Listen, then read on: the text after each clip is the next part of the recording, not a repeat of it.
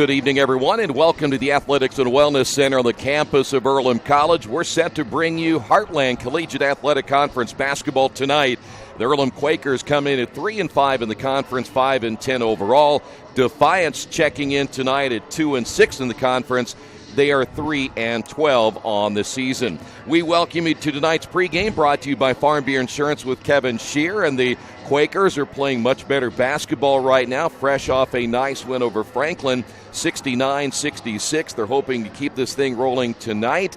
And let me tell you what we saw last time out here, they got that huge shot at the end of the ball game, which they really, really needed to help them solidify the win. It was Kendall Spears who hit that shot.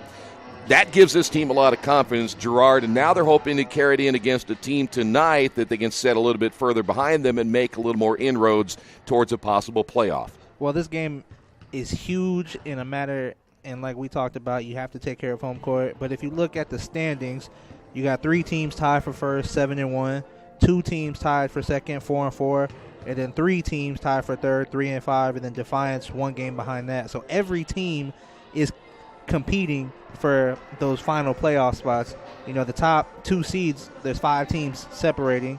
So taking care of a team that is lower in the standings than you and also on your home court is not necessarily a must-win because of to get back into the standings, but must-win to keep that playoff race alive.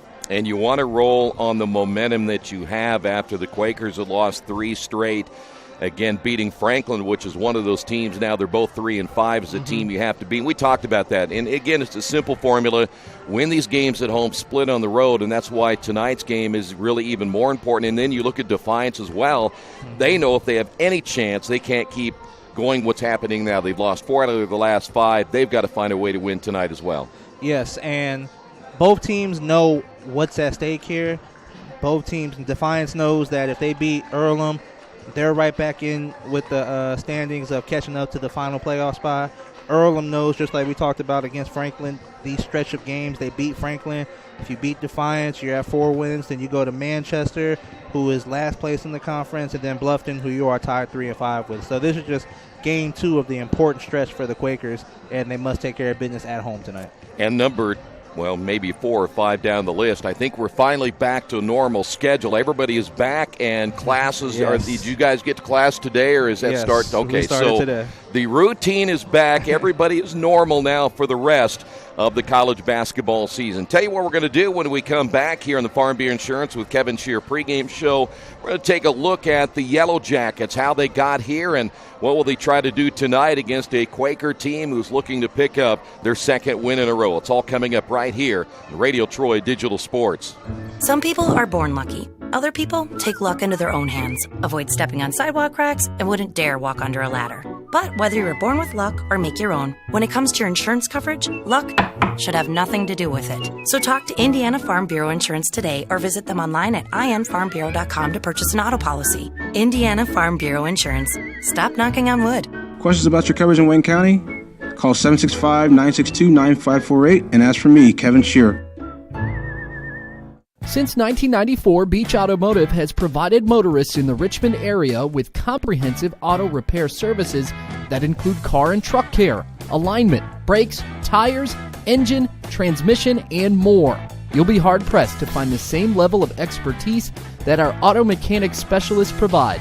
For a high-performing vehicle, trust Beach Automotive. To learn more, call 765-966-8181. Beach Automotive, 110 East Main Street, Richmond.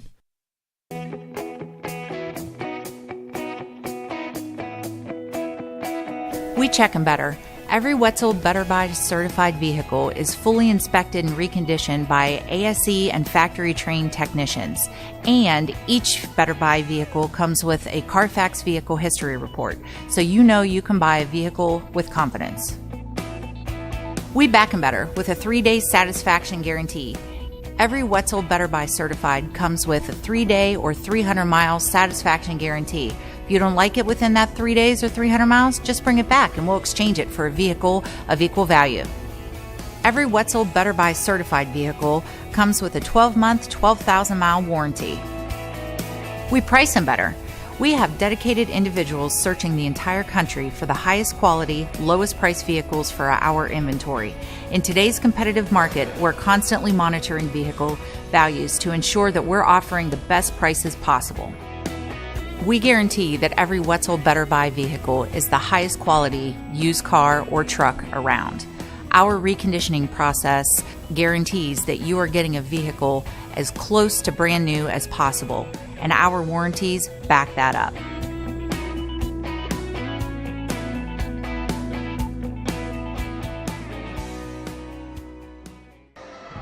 We're back here at the Athletics and Wellness Center as we are moments away from tonight's tip-off, and we'll get to those starting lineups coming up in a couple of moments as well. Don't forget, you can follow along in tonight's game, live stats on GoEarlham.com.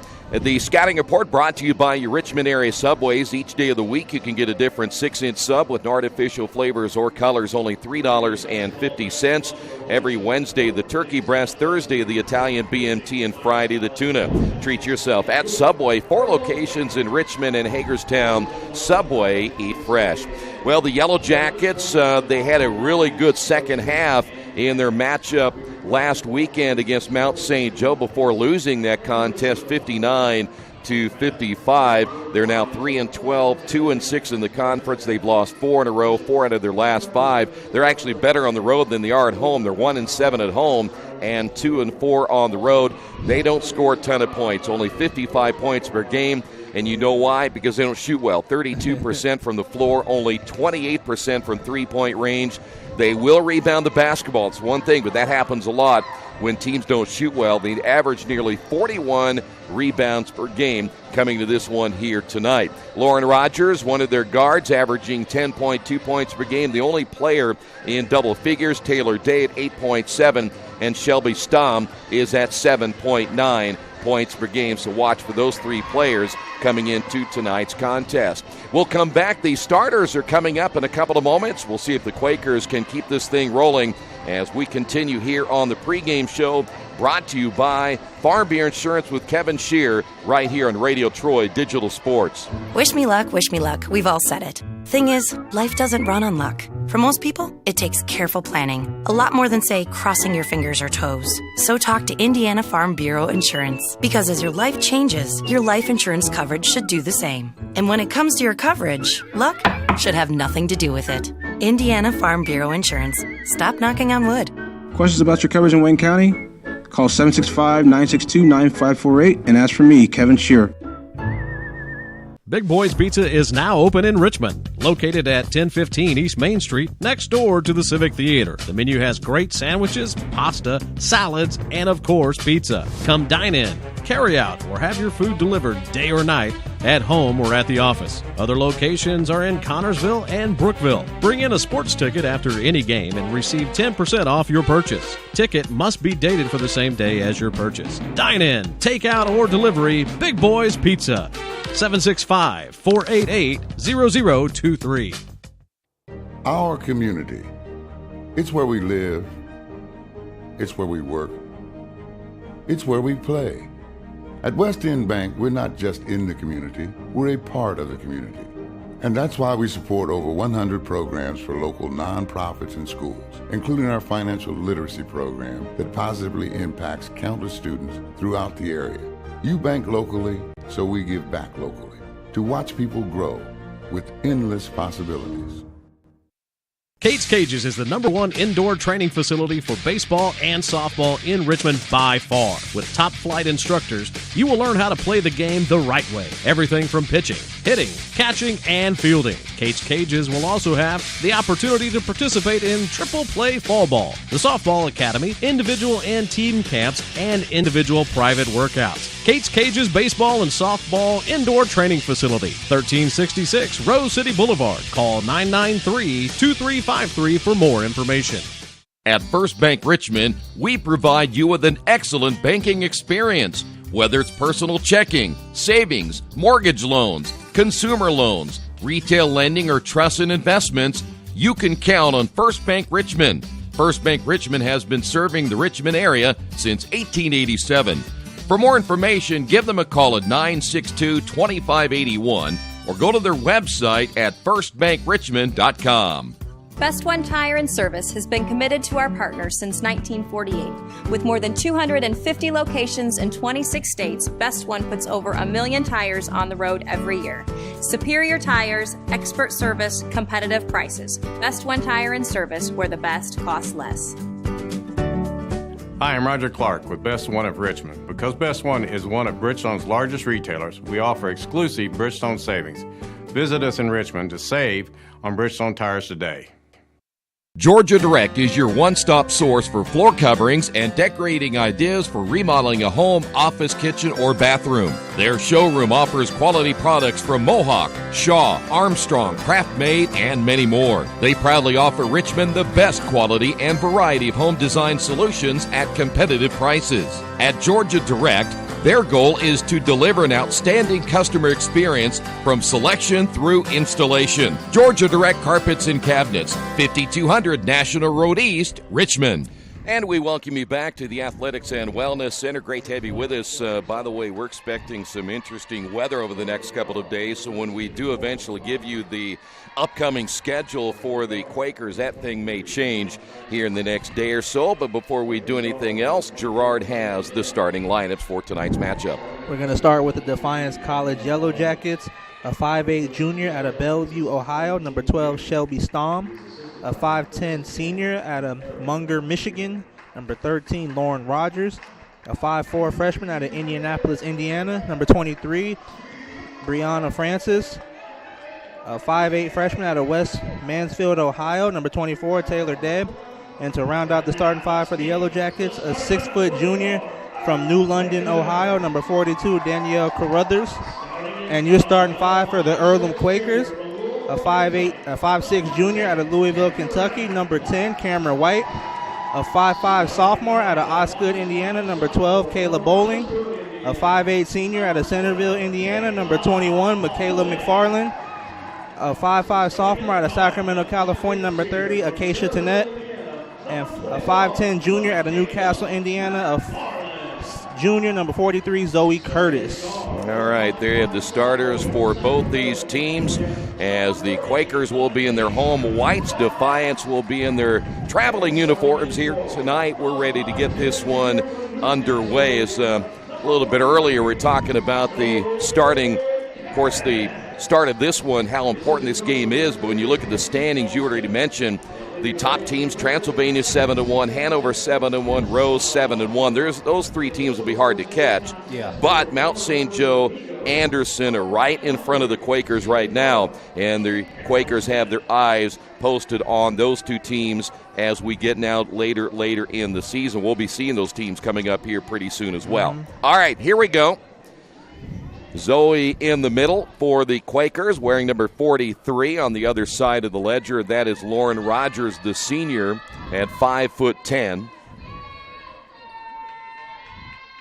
See if the Quakers can get off to a fast start here tonight. That's so important to get off to a good start, especially at home.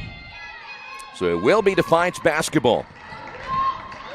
Quakers always in that man-to-man. They're going to pressure the basketball a lot. There's a little step across, and the shot missed by Taylor Day, but a pretty good move as we head the other way. Quakers attack the basket. Shot missed. Rebound put back is no good, but we have a whistle and a foul, and that will put Cameron White at the line. Already see the Quakers added with the quick transition game. Cameron White wasting no time getting her shots at the bucket. You know, we talked about Cameron last time. She really played well. She got over 20 points. We kind of talk sometimes about maybe you'd like to see her take that little pull-up jumper now and then, but you know what? She finds a way to get to the basket. She's just very aggressive. She doesn't let anything deter her from going to the basket, whether she misses an easy layup, gets fouled, gets hit. She will always go back and attack the basket. There's your pressure, and it causes a turnover, so it'll be Quaker basketball. So the first turnover of the ball game now by the Yellow Jackets. Here's Zoe. Little nice move with the right hand. It's a good fake left, back right. Her footwork is really pretty good. It's really improved since she came here as a freshman. You can tell the amount of work she's put in since she's been here. Ball loose and nearly a turnover for the Yellow Jackets. They'll keep the basketball. That is McFarland on the guard now. Shot clock is now 20 seconds. Baseline shot is up and good. So the Yellow Jackets able to get on the board. Point scored by Lauren Rogers. And we've got a whistle and a foul now called against the Yellow Jackets. Their head coach is Alan King Jr. in his first season. Shauna Watson in her second season got this team to the playoffs last year, hoping to duplicate that again this season. The drive by Cameron, right hand, missed layup, and boy, that's something we see the Quakers do a lot. We see it a lot, and one thing that we just mentioned earlier is that's not going to stop White from attacking the basket the next time she has an opportunity. Taylor Day, the 5'8 freshman out of West Mansfield, Ohio, tried to draw the foul on that shot. So now the Yellow Jackets inbound the basketball. 24 seconds remaining on the shot clock. Plenty of time here for Defiance. Well, that was a near travel up and down, but the pivot foot stayed down. On the ground.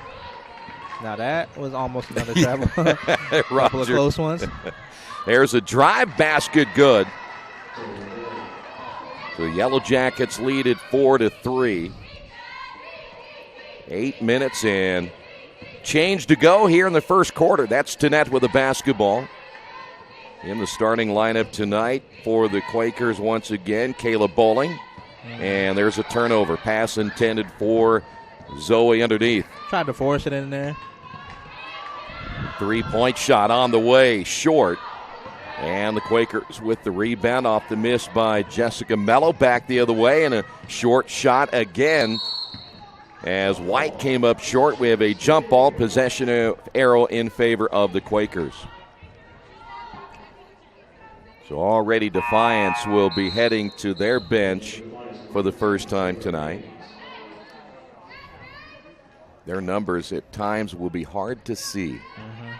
They have the black on black and trimmed in white. Or actually, they've got more of a purple numbers, but the black makes it hard to see. Looks like Taylor Haynes has come into the lineup. That three from the corner is no good, as Bowling can't get it to go, and the rebound pulled down by Danielle Carruthers. Carruthers, number 42, gives the Yellow Jackets plenty of size at 6 foot. 17 on the shot clock. Tanette on the guard, baseline shot up and good, and the Yellow Jackets now lead at 6-3. That was number 13. That's Lauren Rogers once again. Likes those baseline jump shots. It's the second one in the game. Bowling off the drive, and we've got a whistle. And it looks like we may have a blocking foul, or is that going to be a charge? They're going to call a charge on Bowling. So the Quakers will turn the basketball over back to the Yellow Jackets. McFarland coming out, and here's Kendall Spears, who hit that big shot against Franklin. We'll see if her hot streak continues starting this game.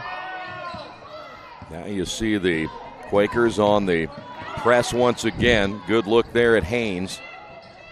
Yellow Jackets able to get it across the timeline and nearly throw it away. They're going to go big out front, and that shot way off the mark there by Carruthers, and we've got a whistle and a jump ball again. Possession arrow in favor of Defiance. So 6-3 here early. We're going to see more changes now for the Yellow Jackets. Number 34 coming in. That is Nisha Speed out of Sterling Heights, Michigan. It looks like number 40's come in. Sam Irvin out of Bloomdale, Ohio. Played at Elmwood High School. 15 seconds remaining on the shot clock. And it will be Defiance inbounding the basketball. Low-scoring opening period thus far, but we still have over 6 minutes remaining in the quarter. It's going a lot more quicker than we saw when they played Franklin. Exactly. Shot missed and the rebound, and that'll be a travel. So Quakers get it back. Good effort there by Speed, the 5'5 freshman.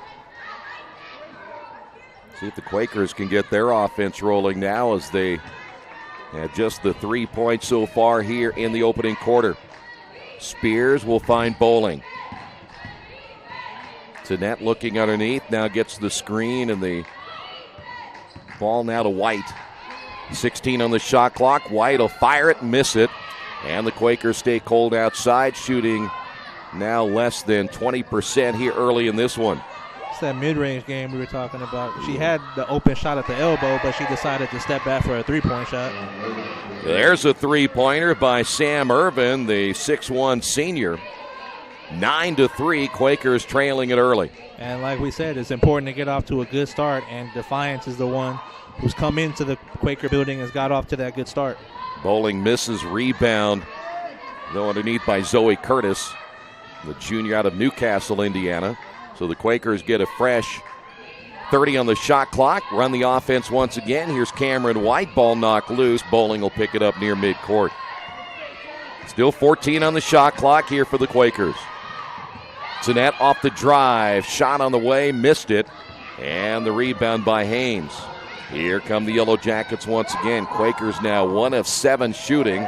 Ball stripped out of the hands of Haynes. Here's another three on the way. That'll be good by Speed. Quakers may need a timeout. But so far, head coach Shauna Watson being patient with the group in there right now, but she's going to make changes. They're going to wave off the shot. Foul's going to be called on the floor. Well, Earlham is just not doing a good job executing defensively. Well, we were right about the timeout as the Quakers are going to call a timeout. They're down 12-3 on the Wesley Bates Wealth Management scoreboard here at the Athletics and Wellness Center. After the unexpected, expect us. Indiana Farm Bureau Insurance of Fayette, Rush, Union, Decatur, and Shelby counties. Auto, home, life, renters, farm, crop, and business coverage.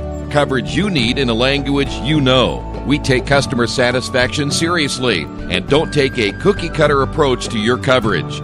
For more information, call 800-723-3276 or go to their website, in.farmbureau.com.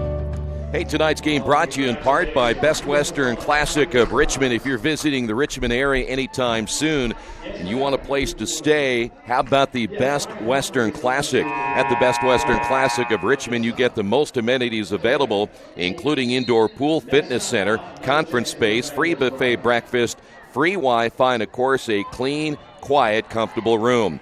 Best Western Classic of Richmond, 533 West Eaton Pike.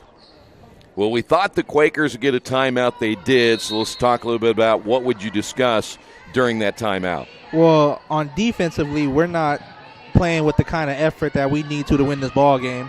Defiance is out hustling us. They're getting a lot of open shots and knocking them down. And then on the offensive end, we're also not executing the offense. We want to get it in to Zoe when she's in the ball game, and if not, we can't settle for long jumpers when we can drop the basket and then also get more passes in the offense. Well, somehow Defiance able to get that low post to a 5'5" player, and that is Nisha Speed, who was able to get an offensive rebound in the foul called against the Quakers. It is Wiesner is in the ball game, and Earlham down by 10 here early. Amy Wiesner is a 5'7" junior from Columbus, played at Columbus North High School. Second free throw is good, and I'm sure a lot of people looking at this score early going, what is going on? And now the Quakers, a little smaller lineup as into the ball game also for the Quakers, Rosie Newhart. There's White, still 17 on the shot clock, plenty of time. White reverses it to Spears. Jeanette at the top. Skip pass will find Wiesner. Drives baseline with the left hand. No. And the Quakers now 1 of 10 here in the first half of play. Well, a couple of the shots really aren't even very close. No. But also a couple of the shots were easy layups that should have been made. Liz Martin will find her teammate on the right wing. Haynes missed it. Jeanette comes away with it. Here come the Quakers. Down court pass to Cameron. Drives, left it short. It goes out of bounds, and they're going to keep it right here. So now the Quakers 1 of 10 overall, 0-3 from three-point range. So things are not going well in the shooting department early. Well, the last few possessions, we haven't seen them get a post pass. And a lot of the success of the Quaker offense is when they have post presence. And the previous possession, it was all passes around the perimeter. And then when it got down to 5 seconds on the shot clock, forced a tough shot, and you're just not going to get in rhythm that way. Yeah, how many times has Zoe seen the basketball, you think, here in the first? She had that nice move, and that's Earlham's only bucket of the game, and maybe one more time. But yeah, not many touches. Not many. So the Quakers go inside to Newhart. She draws a double team, forces up the shot, missed it, and Defiance will have the basketball. And you see, that's when you're Newhart, you get the post touch, but if you sense a double team, you immediately got to kick it back out. With the left hand, that shot is up and good by Sam Irvin. And the Quakers down by 13 here in the first quarter. Earlham is not, 5:59, the scoring drought? Mm-hmm. That's an eternity in basketball. That is Cameron White with the ball, and now the Quakers set it up out front with 12 on the shot clock. They just do not look in sync. Spears rims in and out. Ball loose in the lane. Tanette comes away with it. Fresh 30 on the shot clock. Boy, that one was in and out as well. Mm-hmm. Here's Tanette on the drive. Off the glass, good. Finally, the drought is over.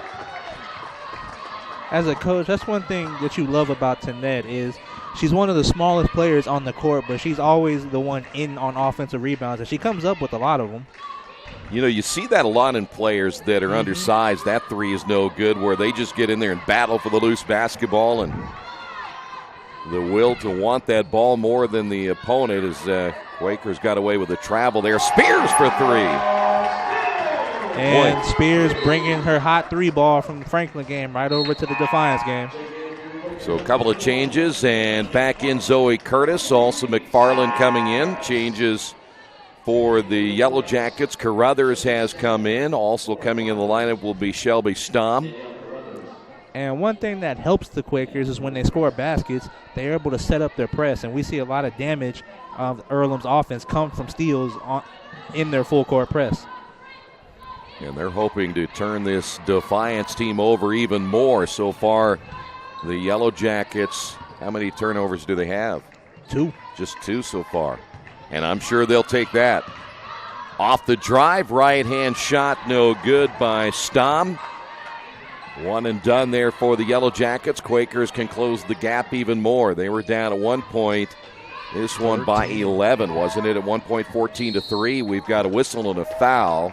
It's going to be a blocking foul called against the Yellow Jackets.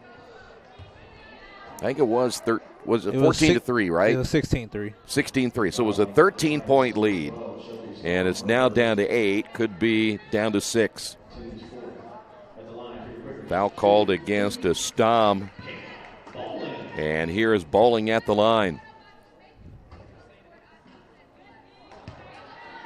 You know, one thing we don't talk much about free throws, but boy, you don't want to look late in the game and think what free throw might have cost you because you start building up some misses. And the Quakers always haven't been automatic from the free throw line here at home, and they missed both of them right there. So now an automatic press deep in the corner, and they ended up trapping. Is that Sydney Fain? Nope, that's going to be 23, which is Francis. And a possession arrow in favor of Earlham, so Earlham able to get it back. Entry pass to Curtis. Right hand good. And that's what you need more of from the Quaker offense. Get the ball down to your post player and let her make decisions. Zoe again so good with that right hand, but she made that earlier move and really showed off her ability to move those feet down in the low post even against the double team. Defiance basketball shot in the lane is good. That's 24, which is Taylor Day. So the lead back to 8. Quaker basketball, just over a minute remaining here in the first period. Spears seems like she's shooting the basketball with a little more confidence. Here's McFarland for 3. That's off the mark. You were shaking your head right when she released it. Yeah, as soon as she released it, you could tell. But, again, going back to the Quaker offense, you got the post touch from Zoe, and you're allowing her to make decisions. And she made the right pass, just couldn't hit the shot. Well, the other thing is you have a player that Zoe just scores. Why not go right back to her? Here's a 3 the other way, good by Stamm. So they didn't give Zoe 2 straight touches that time and enable her to make a move underneath. Well, they did give her the ball down low, but Zoe did a good job of sensing the double team coming, and that's where McFarland got such an open three because her man came to on a double team. Well, you see how they're leaving the opposite player to double team Zoe. They're trying to make the perimeter players beat them. So the basketball goes out of bounds. 16 seconds remaining here in the first quarter. Tanette is in, bowling out. 10 seconds remaining on the shot clock, so Defiance potentially could get the basketball back. Here is Spears from the top, short. Ball loose, and Tanette able to run it down. They'll have to hurry as the shot clock, they reset the shot clock, so there's some question there on whether that thing should have been reset or not. So now we're down to our final 5 seconds to go here in the opening period of play. Last chance here for the Yellow Jackets. 3-pointers on the way. It is no good, and that will do it for the opening quarter. On the Wesley Bates Wealth Management scoreboard after the first 8 minutes of play. Good opening period for Defiance. The Yellow Jackets lead this one 21-10. This is Earlham Women's Basketball on Radio Troy Digital Sports. For the past 35 years, Van Vliet Insurance has built a reputation of bringing a personal touch. That's because at Van Vliet, it's all about you, your needs, your life, and our town. Along with providing quality coverage to individuals, families, and local businesses, we're proud of our community and the opportunity we have to protect your future within it. Van Vliet Insurance, an Erie Insurance representative. Hometown professionals at work for you. Hey, this is Steve, and out at Jiffy Lube the other day, a customer came in and said, Steve, this was my 100th oil change on this car, and you've done them all. Hi, my name is George Farrell, and I've been coming to Jiffy Lube for over 14 years. I recently just had my 100th oil change. I'd like to thank Steve Funkhauser and his staff for the great service that they've provided me over the years. Thank you to all, and I would recommend anyone to come to Jiffy Lube to get their car serviced. Jiffy Lube, #1 in customer satisfaction for a reason. Ready for another 10 minutes of basketball. Gerard will take you through this quarter with the Quakers trailing by 11. Defiance will start the second quarter with the basketball with an 11-point lead. And if you're Earlham, you got to find some way to stop Defiance on the defensive end because they're getting too many good looks from perimeter, mid-range, and layups.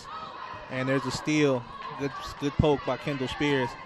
Tanette brings it up, finds White, finds Kendall Spears wide open three at the top of the key, and is good. Another 3-ball by Kendall Spears cuts the Defiance lead to 8, and that is Spears' second 3-pointer of the ball game. Yeah, I said earlier, I think she's kind of playing with a little more confidence than she was there for a while. They bring her off the bench, and she's an automatic spark. And I think what also gives you a little more confidence is playing in front of the student body. You haven't played in front of the students in over a month now, and it's always nice to have their energy. First day of classes, everybody's excited, and gives you a lot more confidence as a player when you get that crowd. White on the wing getting the screen by Zoe Curtis. Comes off, finds Tanette. Looking for Zoe. She gets double team, finds Bowling for a wing 3. Off the mark. We got a jump ball between Tanette and Carruthers. No, wait, sorry, that's 34. Joseph. Is that Speed? Yeah, it might be Speed, yeah. Hey, you said it right. These numbers are tough to see. They are very tough to see. You see, college hasn't quite gotten to the point where they do in the NBA, but you notice now in the NBA teams where both uniforms are same, they're similar in colors and stuff. They don't even go white and dark. Yeah, there's so many color combinations with uniforms nowadays. Sometimes I get confused. Defiance with the ball. Speed coming off a screen.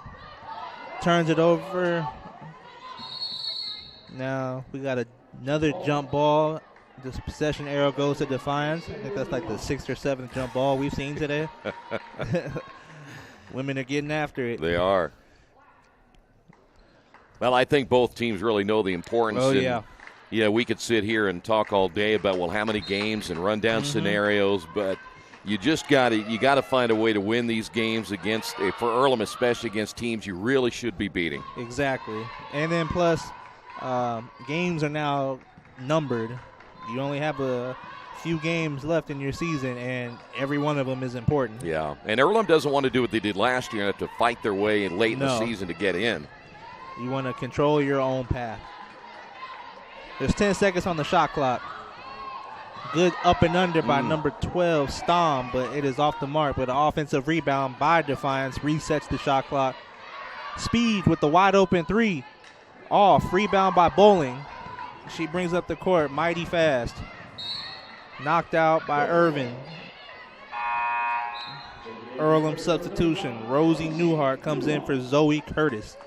And Earlham will have the ball on the baseline.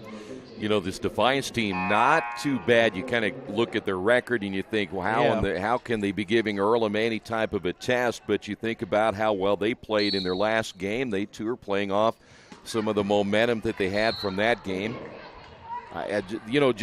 Sometimes those records are a little deceiving. So it actually is. Records can be very deceiving. And plus, anything can happen once you step on the court. Yeah. Yeah, you don't know what night you're just going to have a really bad shooting night, whatever the case may be. So don't ever think anything's automatic. Spears on the wing, looking for Newhart, not able to get into her.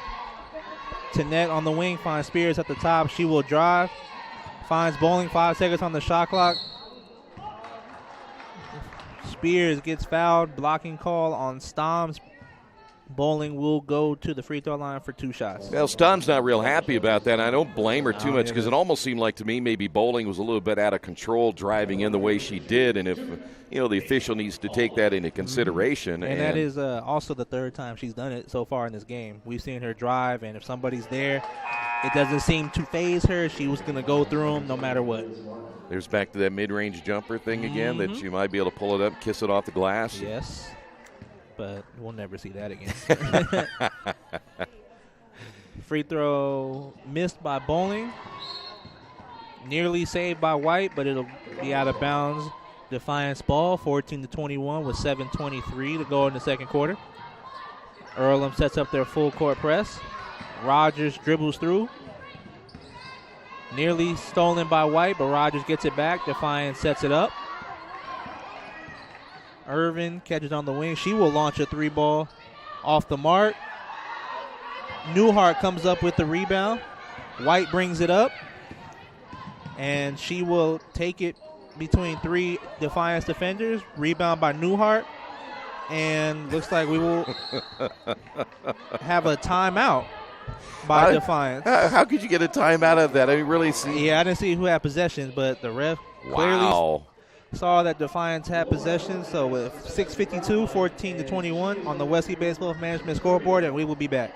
Hello, my name is Kyle Schwarzkopf. I'm the manager of Kyle's National Road Auto in business in Richmond since 1979. We employ ASE certified technicians, and we have over 80 years of experience. We work on all domestics and most European and Japanese cars. Give us a call at 966-1555. Kyle's National Road Auto Service. My name is Kyle Schwarzkopf, and I approve this message. Welcome back to the Athletic Wellness Center, Earlham College basketball.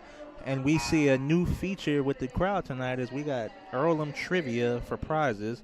Can't hear any of the questions that were asked, but I got the first one, though. It was which former Earlham coach coached in the NBA for several years. Dale Harris. Dale Harris. By the way, he was a really good baseball coach, too, by the way. Oh, really? Yeah, very good.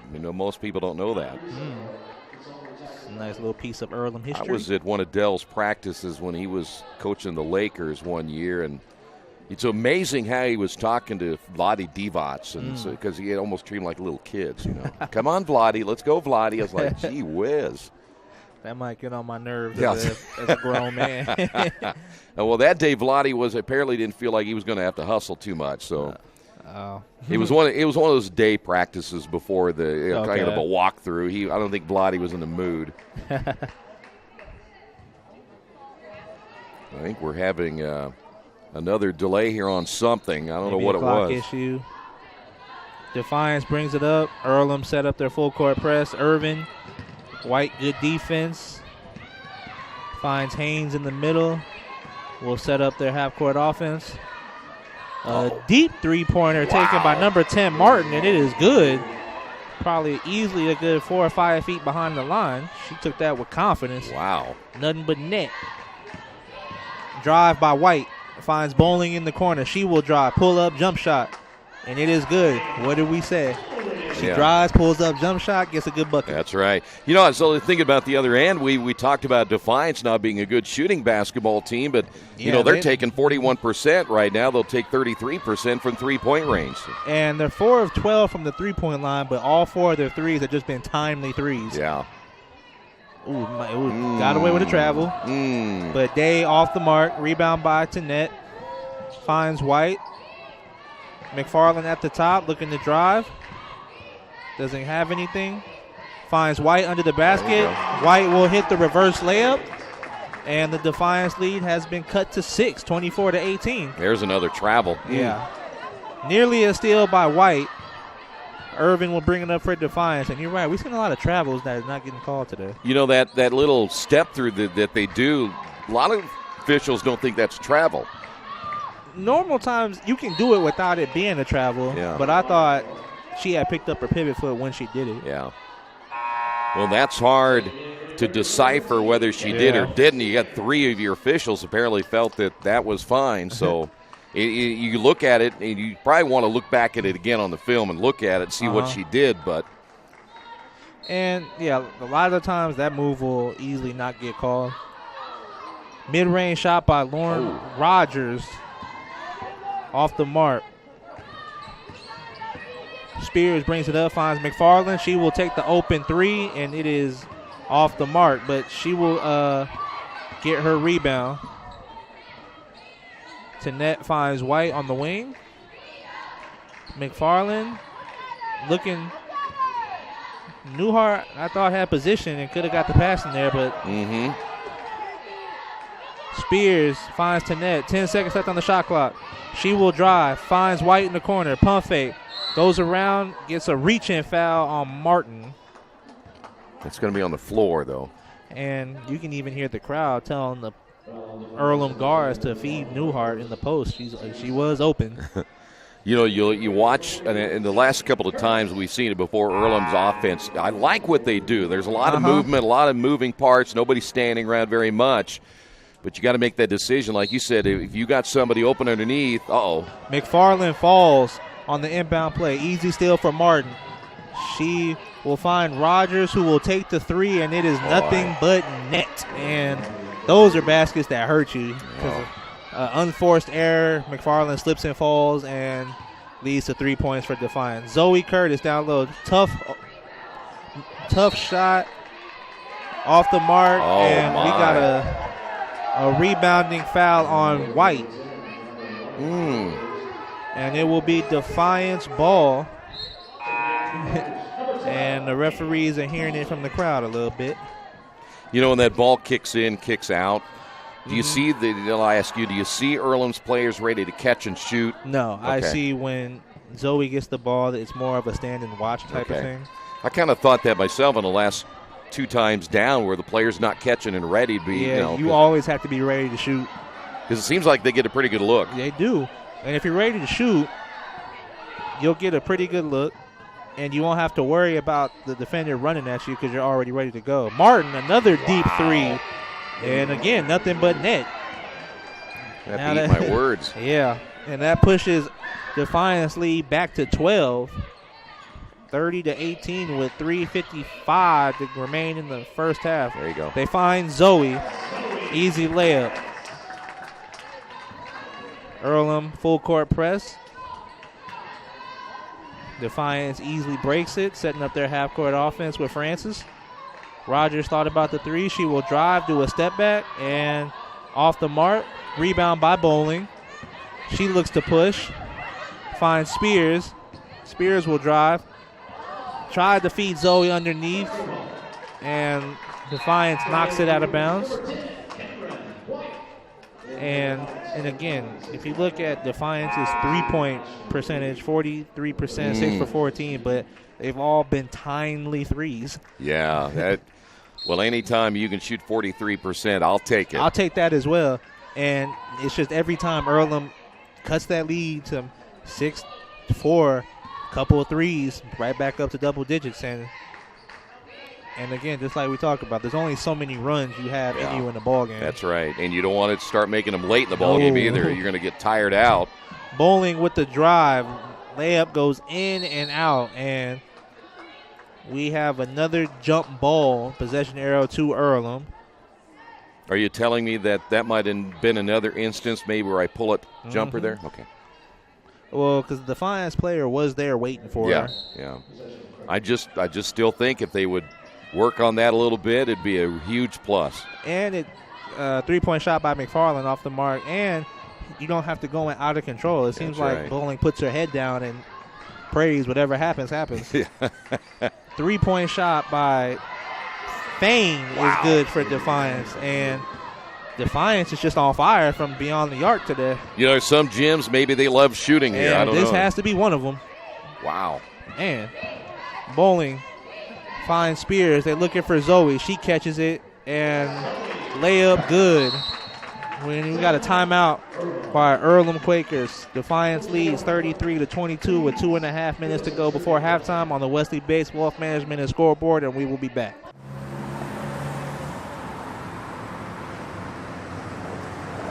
I got this.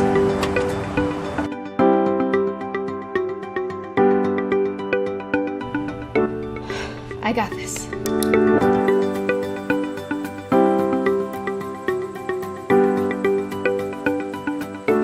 I got this. At Harrington Hogue, we believe your life belongs to you. That's why we work hard to make sure that your insurance coverage is the last thing you have to worry about. So when it comes to keeping you protected, we got this.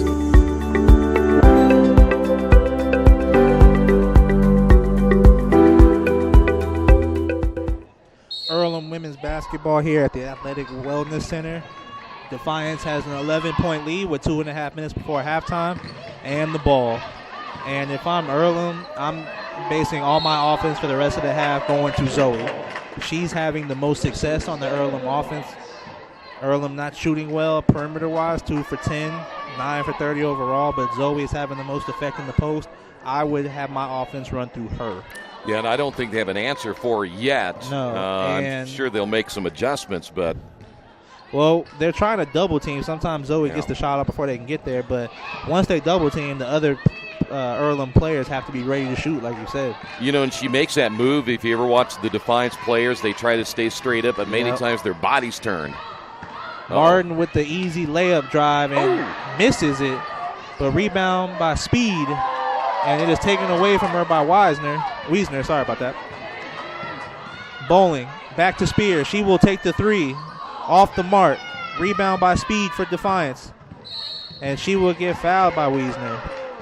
Well, the good news is that's only number 2, so no free throws here. Usually we're in double bonus at this point. Yeah, maybe more than twice. Tanette will check back in for Wiesner. Defiance ball. 1:53 to go in the second quarter, 33-22. Full court defense by the Quakers. Defiance setting up their half-court offense. Nearly a three-pointer taken by Defiance. They find Speed coming off the screen. She will get ripped by White. One-on-one, Defiance and White. White will take the shot, get fouled by 23 Francis. White will go to the free throw line for 2 free throws and try to cut this lead under double digits for the Quakers. And I don't know what the shot clock was at when that steal happened, but how many times we've talked about where a player tries to dribble between a double team, never works. Nope. And in Speed's case, in that particular situation, she turned her back to White, and easily White just came up behind her and got the steal. And the Quakers now 2 of 7 from the free throw line. And free throws right now were hurting the Quakers. Down 11, you need any point that you can get. And shooting less than 30% from the free throw line does not help. Second free throw by White, good. 10-point lead by Defiance. Earlham full court press. Nearly in travel, but she's able to keep her feet in place. Fein up top. Defiance coming off the screen, looking for speed down low. She will post up Spears. Up and under is good. And 12-point lead for Defiance College. White comes back, shoots a layup. Rebound by Zoe Curtis, and it is good. Well, this game's getting up and down, ain't it? Ain't it? And that now brings Curtis to double figures. And we got a backcourt violation by Defiance. You see Zoe Curtis 5 for 7. Pretty good shooting percentage. I would keep feeding her. Yeah, I think you go with what's working. What's right? working. And think about it. They're really, well, now they've changed that a little bit because they brought in Sam Irvin, but they just haven't had the size. And you mentioned them doubling down on her a lot of times. But, again, the outside players have got to be, there you go, got to get that pass in there. Nearly a steal. The outside players got to be ready to shoot, though. Exactly. If you give her the ball and if you're on the opposite of Curtis, especially the lowest person, you know your man is going to leave to double team you. As a coach, you also got to see that as well. Yeah. And have adjustments made. Have your shooter over there and tell Zoe, if you see that double team coming, fire it over there and be ready to shoot. It'll stop the double team. Exactly. And if you hit a few of them, Tanette at the top. You got 7 seconds on the shot clock. Finds White. She finds an opening, gets the shot blocked, and shot clock violation on the Quakers. And I think that was another one of those times White could have just pulled up for a quick 7-footer. Wouldn't have to worry about getting it blocked. You know, you and I may have to come to practice one of these days and see if we can get that implemented. Nearly a steal by Zoe. But still Defiance ball, and you're right. But how many times in, like, shooting drills and warm-ups and stuff, we see them shoot mid-range shots, but we just hardly see it in the game. Yeah. Rogers will check back in for the Yellow Jackets for Lee. Well, if I'm Defiance, and again, shot clock's off 19 I'm holding seconds. it. Yeah, and don't turn it over and give up an easy bucket, right? Because mentally now you've got a 10-point lead. Hold it for the last shot. And just, you're right, just don't allow Earlham any more possessions before the time runs out. Speed nearly gets it ripped from her. Will shoot a very tough layup. 3 seconds left. White gets it off in time and just off the mark. Defiance will go into half up 35-25 on the Wesley Baseball Management scoreboard, and we will be back. Hi, this is Steve Funkhauser, and I was talking to someone the other day about how friendly and professional the crew at Jiffy Lube is, and they said, "You are always so upbeat. I'm going to call you Mr. Positive." And so now I am Mr. Positive. And I want you to know how proud I am of you and that you are doing a great job today. And hey, do something nice for somebody. Make somebody smile. Smiles are contagious, you know. I want you to have a great day and the horse you rode in on. Jiffy Lube. Fast, friendly, professional. I'm Mr. Positive, and I approve this message. Little Sheba's Restaurant and Zini's Place. Come join us in Richmond at 175 Fort Wayne Avenue or at our newest location in Centerville at 129 East Main Street. Grab one of our gourmet pizzas, a deluxe sandwich, steak or fresh salad, and an ice-cold beer or your favorite wine. Featuring live music every Tuesday, Friday, and Saturday, plus more in our smoke-free environment. 10% discount with a valid student ID. It's better than being home. Mancino's is family-friendly, serving fresh grinders, pizza, pasta, and salads daily. They serve great food priced for family budgets. And whether it's one of their homemade grinders, salads, or pizza, there's sure to be something for everyone in your family. Our baking process may cost a little more and take more time, but the end result of freshness and flavor make the real difference in all of Mancino's award-winning products. Mancino's of Richmond. Give them a call at 966-1161 or go to their website, mancinosofrichmond.com.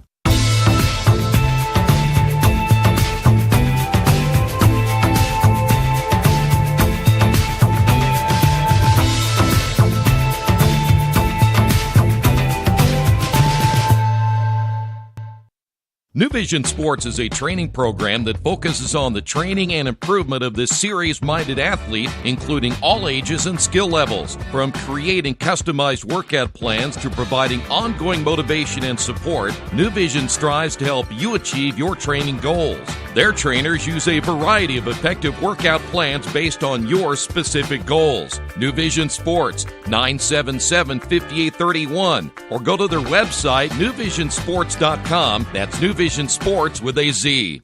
As an internet service provider, Parallax Systems offers reliable residential high-speed internet service and business service.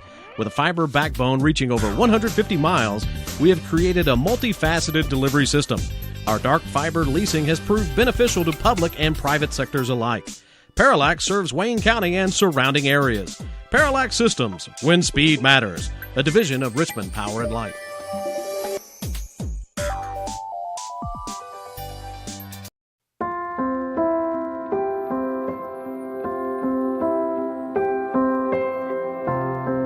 Greatest thing ever happened for Oscar Robertson. You learn to compete. Basketball in Indiana has a special legacy. It starts with the coaches, develops with the fans, and ends with an amazing community support.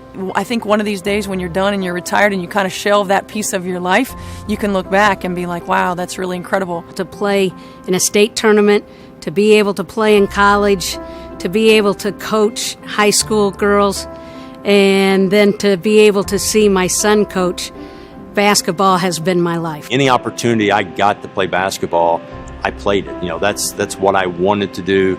That's what I love doing, and still today I love the game. And every time Dad put me in, I think as a freshman, sophomore, there was booing. And then the exciting turnaround to when I was a junior and senior, every time he took me out, he got booed. So those were fun times. Basketball got me an education. Got me to be a worldly person as far as reading articles. Got me to be artistic and understand the cultures of the world, the ballet, the opera. It just opened up your whole mind and thoughts about things other than what you can reach out and touch. Because I never dreamed of going to college, and basketball gave me the opportunity to not only go to college but play professional ball, and I've been around it my whole life. I'm 58 now, and I've been involved for a lot of years. Where else can you walk around? I'm a 65-year-old man, and people say, George, oh, I remember you in '69 with your high school state championship team. I saw you at Butler. I mean, it's incredible. This is the only place here in Indiana that happens.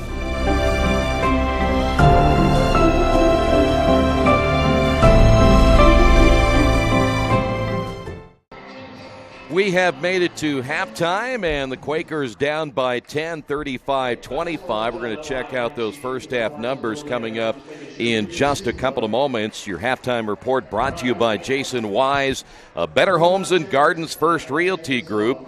He has an idea for an alternative fundraiser for your school group or nonprofit. If you list, buy, or refer a customer and mention this promotion, he'll donate 10% of what he makes on the transaction to the school group or nonprofit of your choice in your name. Tell your friends, family, and colleagues to mention this offer when listing with Jason Wise at Better Homes and Gardens First Realty Group. Give him a call at 969-3400. All right, I think that we're a little surprised. Yeah. With number 2 by the score and number 3 by the shooting, especially Defiance from three-point range. And as you said earlier, we're not just talking about right at the line. Some of these shots have been a couple of feet behind the line. What happened? Defiance came out, and just like we said, how you start is important. Defiance got off to a great start, and they got more confident as the game went on. And some of the three balls they took, you could just tell that that's the kind of confidence they had, because they were pulling well beyond the three-point line and hitting them too. And I think that kind of start shocked Earlham. They weren't expecting that. I think Earlham got caught up with, Defiance is 3-12. They're way below us in the standings, that we should beat them no problem. And I think Earlham got slapped in the face, if you want to call it that, in the first half. And they need many offensive adjustments and defensive adjustments to come back and get back into this game. Well, you made the good point, and you're right. Zoe needs more touches. She was only 5 of 7. Well, I should say 5 of 7. Only 7 shots where she pretty much had her way, and every time the double team, you kick it out, the shooters weren't quite ready to go. So I guess you go in the locker room and say, listen, guys, if she's going to kick it out, she got to be ready to catch and shoot. Yes, and I thought there were times to where Zoe was open, but the perimeter players weren't feeding her the ball. I would tell our offense that we are getting the ball to Zoe as much as possible. Only, obviously, we're not going to force the ball in there. And then I would tell Zoe, ready for the double team. If you have it, go. If you see a double team, immediately kick out, and we have to find that open player. By the way, Defiance not only shot 47% from three-point range, but for the game, 42%. So you look at the Quakers, 29% overall, only 18% from three-point range. They were 2 for 11. Quick check of scoring. First off for the Yellow Jackets, Martin with 6, Rogers with 7, Speed with 7, Irvin with 5. If you want to put that on the split box for me, and I'll look at these other ones here real quick. Let's see here. 3 points by Stamm, 3 by Fain, and 4 points by Day. Quakers are led by Zoe Curtis with 10, White with 4, Bowling with 3, Spears with 6, Tanette with 2. And the one thing about Cameron White, only 1 of 9 shooting, so she's one of those players, really isn't a big outside shooting threat, but when she gets around the basket again and is able to drive, but 1 for 9, they're going to need more out of her in the second half. They're going to need more of her aggressiveness, and there was times in the first half that she had easy layups, just weren't falling for her. And then there was times to where when she drove, she forced it a little bit, and times, again, you saw shots go in and out. So if I'm a coach, I'm going to tell her to keep being aggressive. You know she will. And get more other players involved. See if Spears can get a couple more open looks from the 3. See if we can get that going. And, again, going back to Zoe as much as possible. By the way, Earlham out-rebounding Defiance 24-21 in the first half. Here's the other thing, the turnovers. Only 4 turnovers by Earlham in the first half. Now, I don't remember the last time the way the Quakers play that we have seen just 4 turnovers. That's big for Earlham to be in that situation, because generally they're in double figures by now. Generally in double figures, and with 4 turnovers, you wouldn't expect them to be down 10 points. So they have to just get it going. Have to take your time on offense. Don't rush it. Again, it's only a 10-point game. You still got 2 quarters. Don't force anything. Run your offense. Run it through Zoe. And they have to play a lot better defense, though. A lot of the shots that Defiance had were easy and uncontested. And that's the main adjustment they have to play with. By the way, they're playing musical chairs, and a young man won the musical chairs. But I did get some inside information that Gerard said if he were out there, they would all be all over the court, because you wouldn't spare anybody, would you? Even the little kid? No mercy. With a kid? No. Mercy. Listen, you don't let him win, because then that's what they expect all the time, that you let him. You know, I don't care how little that kid is. You always beat that little kid. I'm the mean uncle. Yes. We will take a break. We'll come back, check out the college basketball scoreboard. A couple of big games going on tonight. We'll tell you about that coming up next, right here on Radio Troy Digital Sports. At the Reed Orthopedic Center, our physicians and support team devote themselves to helping you return to a healthy and active lifestyle. Our expertise includes shoulder, elbow, foot, ankle, hand, wrist, hip, and knee injuries, as well as pain management and rehabilitation, and school athletic training programs and sports medicine. We are committed to providing you with the best possible orthopedic treatment that we can. To request an appointment at the Reed Orthopedic Center, call 765-935-8905.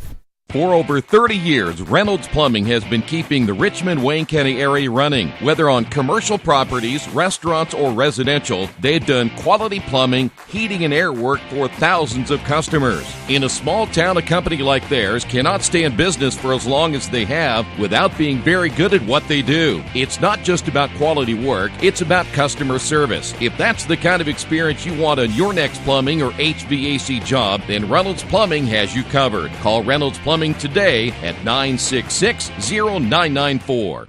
For over a century, Richmond Power & Light has been providing safe, reliable energy to the citizens and businesses of Richmond and the surrounding area. Through their dedicated and talented employees, they are advancing their tradition of exceptional service through new technology, training, and efficiency in everything they do. Richmond Power & Light provides reliable, low-cost energy and technology services in a customer-focused, environmentally responsible, safety-conscious manner. Richmond Power & Light. Together we make powerful partners. Summit Computer Systems is a full-service computer manufacturing and support company founded in 1997. They partner with businesses and individuals to provide computer systems, hardware service, support, design services, high-speed wireless internet, network design, and more. Summit Computers, 1427 Chester Boulevard in Richmond. Give them a call at 939-2120. It's going to get you caught up on some college basketball that is going on this Wednesday, and a couple of games are underway as number 14 Auburn leading Texas A&M in the second half, 48-39. Kansas State trying to pull off an upset at number 20 Oklahoma. They lead it now 45-33, and in the Big Ten now in the second half, it's Penn State leading number 23 Iowa 56-52. Still tonight, Iowa State is at number 8 Texas Tech, and number 21 Houston is at SMU. Women's college basketball, number 1 Notre Dame blowing out Virginia Tech in the third quarter 61-40. They just started. Number 2 Connecticut and Tulane tied at 4 apiece. Number 2 Baylor on top of Kansas in the first quarter 10-5. Also in the first quarter, number 11 Texas and Kansas State tied at 5 apiece. 18th rated Iowa State now leading West Virginia 43-36. Purdue's on the road at number 20 Rutgers, and Rutgers leading at 38-32 in the second quarter. And another Big Ten matchup, number 25 Indiana home tonight against Northwestern, and the Wildcats now leading the Hoosiers 47-37 as they play in the third quarter. All right, we will come back. Our third quarter is coming up next as the Quakers trail it by 10. This is Earlham Women's Basketball and Radio Troy Digital Sport.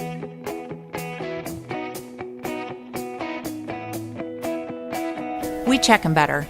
Every Wetzel Better Buy certified vehicle is fully inspected and reconditioned by ASE and factory-trained technicians. And each Better Buy vehicle comes with a Carfax vehicle history report, so you know you can buy a vehicle with confidence. We back them better with a 3-day satisfaction guarantee. Every Wetzel Better Buy certified comes with a 3-day or 300-mile satisfaction guarantee. If you don't like it within that 3 days or 300 miles, just bring it back and we'll exchange it for a vehicle of equal value. Every Wetzel Better Buy certified vehicle comes with a 12-month, 12,000-mile warranty. We price them better.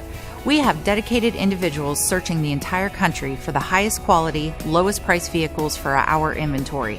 In today's competitive market, we're constantly monitoring vehicle values to ensure that we're offering the best prices possible. We guarantee that every Wetzel Better Buy vehicle is the highest quality used car or truck around. Our reconditioning process guarantees that you are getting a vehicle as close to brand new as possible, and our warranties back that up.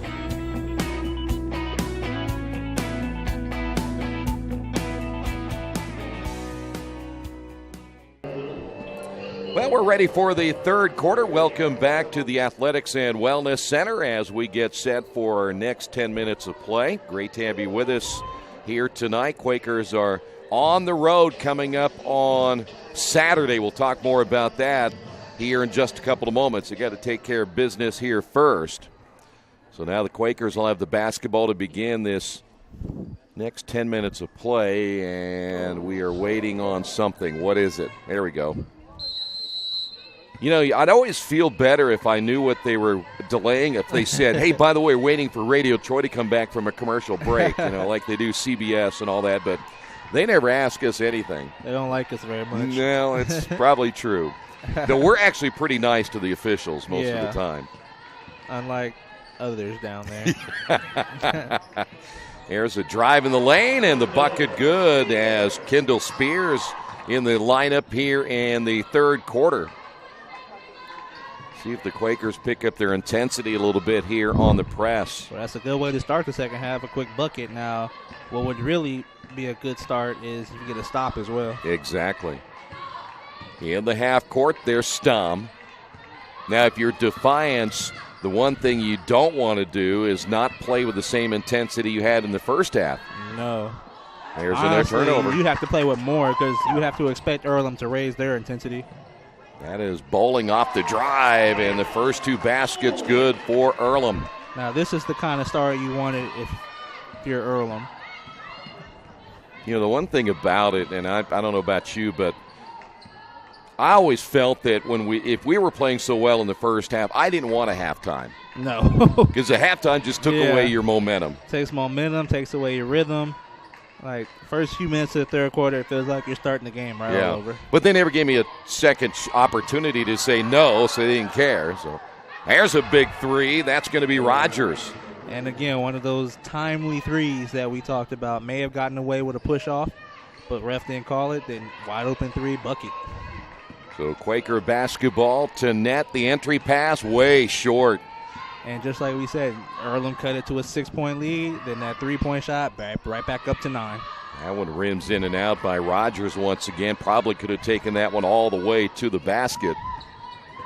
Here's Spears again. Again, the outside shooting of Spears has been a huge plus for the Quakers in the last now 2 games after hitting the game winner against Franklin. And there's another turnover as Zoe tried to take that one to the left, back to Spears.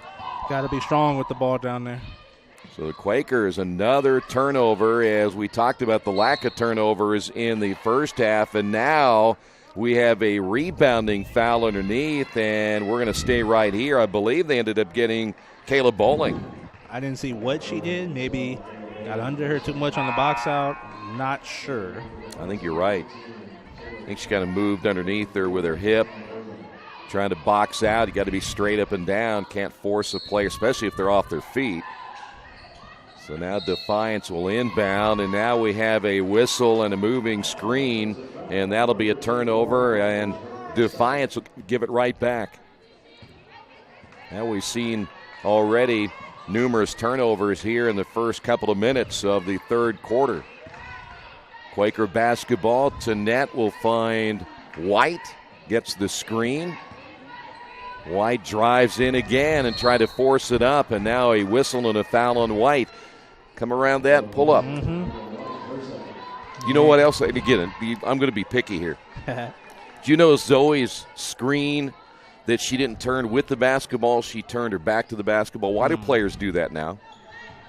It's why it's the most comfortable they feel. And yeah, but what if I throw it to you and hit you in the head with it? Because that is your fault. No, my fault or your fault? No, if it's Zoe, it's her fault. Right. She has to turn. You can't turn your back away from the basketball no matter what. You always have to turn to the ball. But you watch players now, and we're going to get into our fundamentals thing here again probably. You watch players now, and I've always been taught that I'm going to turn with the ball. I'm going to see the player and the ball all the way. But now they're all turning the other way. And turning to the ball, the odds are that your guard will see you. Mm-hmm. And if you catch it, you're already in stride. To where you turn your back from it, you have to regather yourself if it's not a good pass. Yeah, Bowling hits the 3 there for the Quakers, cuts the deficit now to 6. Well, the other thing is you would have pretty good position by turning because you could pin your man off. Exactly. There's a 3 the other way, no good by Irvin, and an offensive rebound for Defiance. You said it right. By turning your back away, you're allowing your man to get inside position on you. Exactly. Which takes away your post presence. There's a travel, nothing on Day, though. We ain't been seeing them travels get called today. Well, I tell you, college game is turning into the NBA. Believe me, we're seeing a lot more traveling in college these days. There's a left-hand shot, no good by Day, but an offensive rebound put back, and that's going to be a shot clock violation. It's a good defensive possession by the Quakers. Getting a shot clock violation. Now set up your offense and trim this lead down even further. Yeah, Gerard, I'm a lot older than you and most everybody in this building, but I got to ask you, though, I don't think I sound like an old man. I just think, I want basketball to be played the way basketball should be played, right? the way basketball was once played. Yeah. The way you were talking about, it was played in the 90s, early 2000s, But can I just have fundamentals back? Can I just see less traveling? There's Zoe. That's a 4-point game. I think that's why you see a lot of European foreign players that have such a lot of success because they teach nothing but fundamentals in foreign countries. And I tell you from experience, that was all foreigners work on because I lived in quite a bit of a few countries, and they work on nothing but the fundamentals. Dunking and all that kind of stuff is not top priorities out there. Yeah, they don't. Well, they don't need to showboat it, right? I mean, they just play the game the way it should be played. Yes. 6-point lead. Here's Bowling for another 3. So Bowling's hit 2 threes in a row, and Quakers only down by 3. So they've made up 7 points now here in the third quarter. We're halfway through. But this is one of these defensive possessions. You can't allow one of those Defiance timely three-pointers. That shot's going to be missed by Speed, but another offensive rebound. Here's a 3, and that's good. Did I jinx it? No, you did. You did it. Another one of those timely three-pointers by Defiance. Haynes with the 3 there for the Yellow Jackets. Back to a 6-point lead. There's Zoe with the screen, and will fake the handoff and gives it back once again to Spears. Here's Bowling. 9 on the shot clock here for Earlham. The high screen, the step out. Spears off the drive. That's too hard off the glass. I think she heard some of the teammates of hers counting down the clock and a missed layup the other way. We just see a lot of missed layups here. Yeah. Well, that last layup missed by Ashley Lee. Quakers back. Short. Here's Spears short. Yep, and White with a rebound. Head coach Shauna Watson trying to settle him down here in the half court. Well, Spears had a good look. She just didn't put enough leg into it. She shot that shot with all arms. 15 on the shot clock. Here is double team, just like we said. Find Spears. I'll tell you what, that was almost, in fact, might have been a triple team. Mm-hmm. And the Quakers are going to get a timeout here in the third. 3:42 remaining in the third period. Quakers had seen that deficit cut down to 3. Waiting, it's going to be a 30-second timeout. We're going to go ahead and keep it here for this one. Remind you, tonight's game is brought to you by your Richmond area Subways. Each day of the week, you can get a different 6-inch sub with no artificial flavors or colors. Only $3.50. Every Thursday, the Italian BMT. Friday, the tuna. And Saturday, the Black Forest ham. Treat yourself at Subway. 4 locations in Richmond and Hagerstown. Subway, eat fresh. Quakers got it to within 3, and then Defiance comes back with a 3-pointer thanks to Gerard. And hey, don't blame me. They should have got the offensive rebound. Yeah, forget about the jinx you just threw there. But yeah, you're right. Should have. Well, give Defiance credit. They've gotten a couple of offensive rebounds here in the third quarter. Yeah, that's what's really hurting Earlham is they're not doing a very good job on the defensive boards.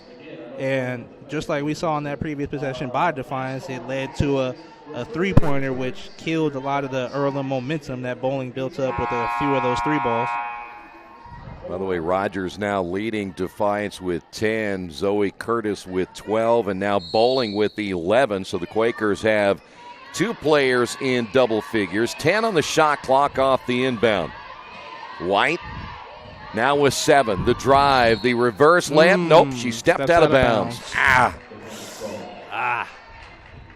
Not the possession you want coming out of a timeout. There's a lot of theories. Some coaches say, let's force a player to the baseline, use that as your defense. Mm-hmm. It kind of worked that time, but I'd like to see somebody, if you're going to do that, cut them off on the baseline, force them back into help. Here's a 3 the other way. Good. Big 3 by Liz Martin. And it's back to 9. My goodness, Martin is just on fire from that three-point line. She is very confident in her stroke tonight. And it isn't like here is the entry pass again, and the Quakers nearly turn it over. Rosie Newhart in the lineup now. But you see, that's what we were talking about. Earlham hits a three-pointer. It's all of a sudden a 3-point ball game. Crowds behind you. You got all momentum, and then just 2 3-pointers by Defiance is back up to 9. Yeah. Yeah, that's tough. We have a media timeout. They do care about us, Gerard.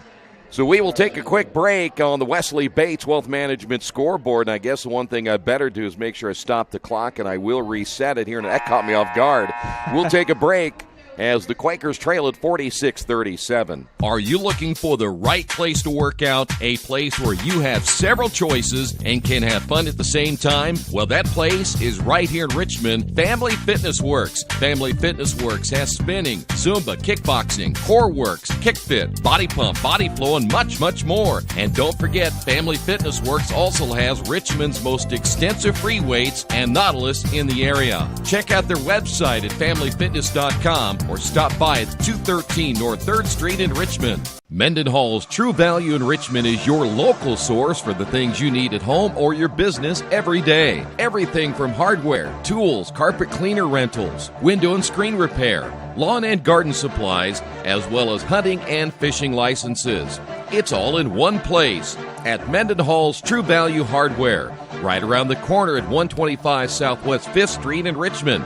Give them a call for more information at 962-4842. By the way, they're doing some trivia during the timeouts, and Gerard's not happy.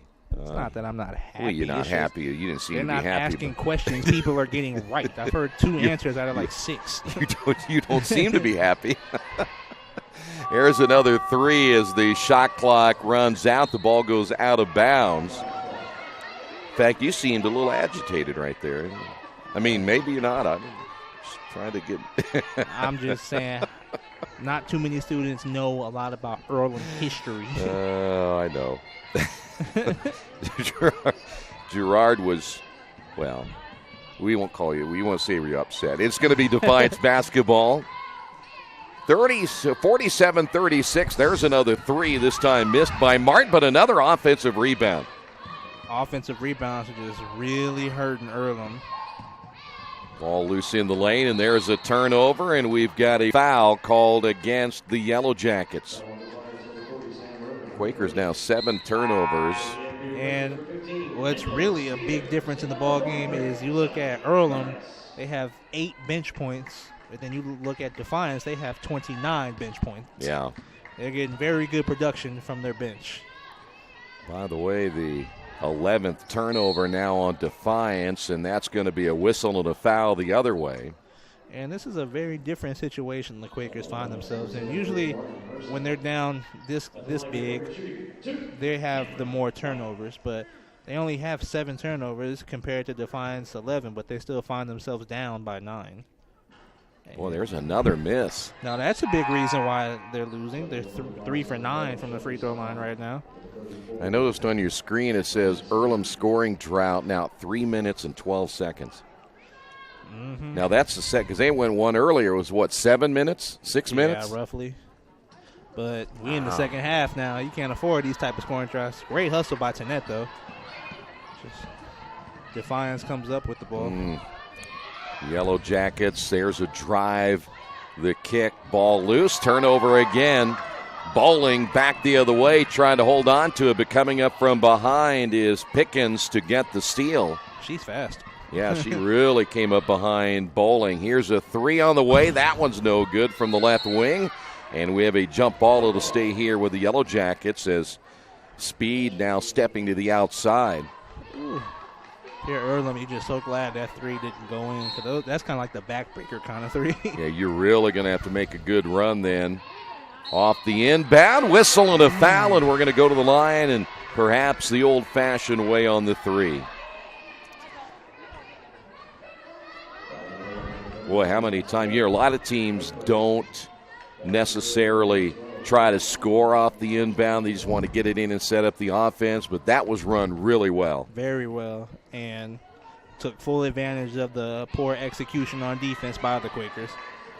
Well, I'll tell you what, and again, so far, and we've got a 4th quarter to go, but I'm pretty impressed. Defiance has survived a couple of punches, and they've come right back. So they've survived them, and then they've given them right back. There's the drive by White, has it blocked. Zoe comes up with it. 14 on the shot clock. It did not hit the rim or even come close. So now it'll be Bowling. Those 4 shots by White just are not falling for her tonight. Tanette with a bucket. That's big. She really doesn't shoot the ball that much. And sometimes I wonder why. I'm not sure. Yeah, there's a lot of times I feel like she has a lot of open looks but won't shoot them. Coming up on a minute remaining here in the third. Still a 10-point lead for the Yellow Jackets. They're looking inside, but that was a terrible pass. Yeah, it was a turnover once it left her hand. That was Stom. There's White back the other way with the left hand. Sometimes she looks out of control, but she managed to get that one to fall. Well, maybe that'll get her going because she was 1 for 11 before that shot. So maybe that shot will get her a little bit of rhythm going into the fourth quarter and try to help lead the team back. It is an 8-point lead, Defiance basketball. Another turnover for the Yellow Jackets or not? No, they're going to say that's going to be on Zoe, I believe. No. Yes. No, they got. Did they get the? No, they got Defiance. Okay. For the foul. I'm about to say, how's that a foul on her? Well, so then you're looking at a turnover and you end up with a foul. So that double negative there for the Yellow Jackets, and now we're down to the final 20 seconds remaining. Shot clock is off. And if you're Earlham, hold it until a final shot. Usually start making your move at around 10. That's a quick release as Spears can't get it to go. It goes out of bounds, and you have 6 seconds remaining. Don't like that shot with 10 seconds to go. I think you can find a better shot. Yeah, I agree. I think it's something and again, I don't know if players are listening to somebody counting down or what, but I don't know, but it shouldn't be hard to see.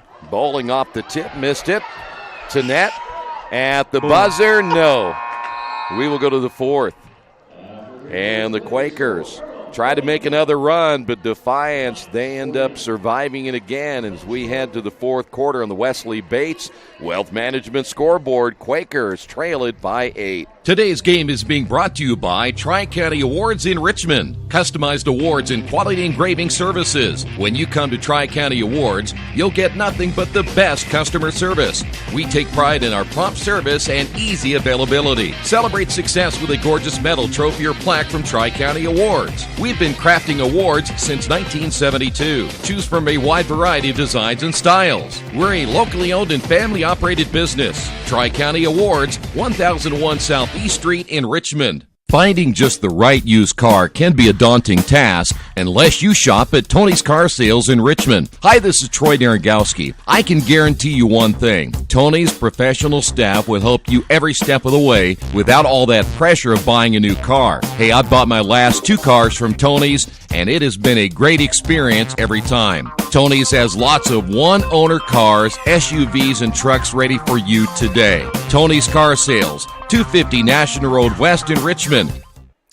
We're back at the Athletics and Wellness Center, and Gerard's going to take us now through the fourth quarter as we're ready to see if the Quakers can pull out a win. Earlham will start the fourth quarter with the basketball. Down by 8. Looking for Zoe. Thought she was open, but couldn't get it to her. Tanette on the wing finds Bowling.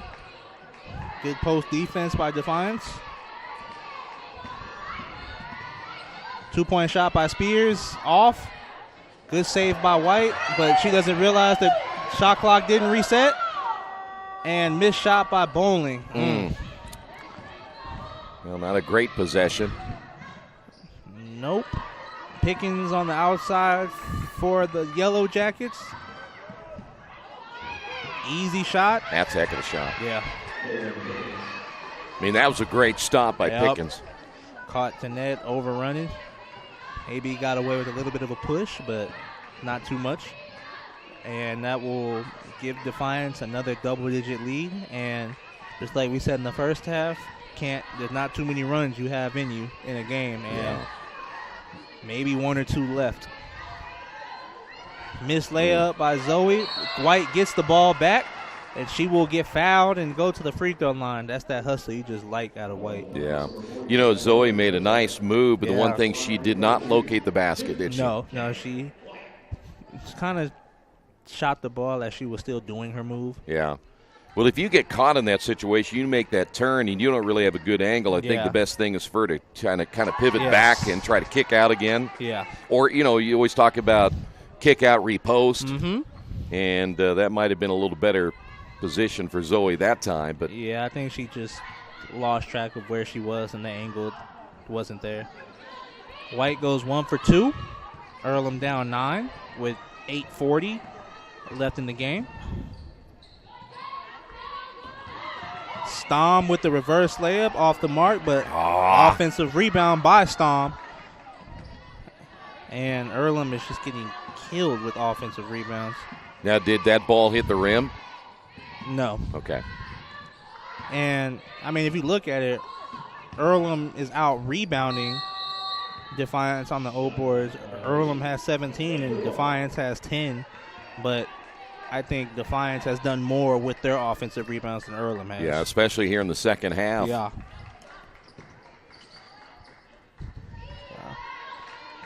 White on the wing. Finds Tanette. Finds Zoe. Goes cross court to Spears. I thought Spears could have had the 3 if she wanted it. Mm-hmm. Spears finds Tanette at the top. Goes to Bowling. Spins off. 5 seconds on the shot clock. Spears with the 3 gets it blocked.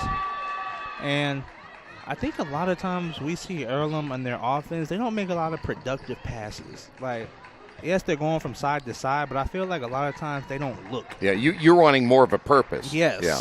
Travel. One of the travels gets called. But, yeah, I think, like, the player catches it. It doesn't look to make any kind of a move. Yeah. Or even look at what they got. I think they catch it and just quickly pass it right back to the top of the key or to the wing. Yeah. And like, I think it's just more purpose in the offense instead of just unproductive passes. Yeah, and a lot of times you never see the player. In fact, this can go for several teams where they don't catch and get into triple threat first and then decide what to do. Well, then you saw at that last possession, a lot of these back and forth passes along the perimeter. Then you get 5 seconds to go on the shot clock, and you have to force a tough shot. Yeah. This is a screen set by Zoe. Finds White on the wing. Spears comes off the screen. She will pull up, and no good. Defiance ball. 7:10 left. Earlham still down by 9. All right, ideally, I'm going to ask you, too, and we've seen the Quakers, when they're running through their progression on this offense, when do you want because they're basically getting one and done because they don't have much time left on the shot clock and then they hurry. So, question is, how early do you want to shoot it? Well, I think in the fourth quarter when you're down 9 with less than 7 minutes to go, you want to get the best shots you can. And if you have an opportunity early in the shot clock, you take it. Yeah. White on the wing. Tanette gets it back. They're looking for Zoe. Defiance doing a good job.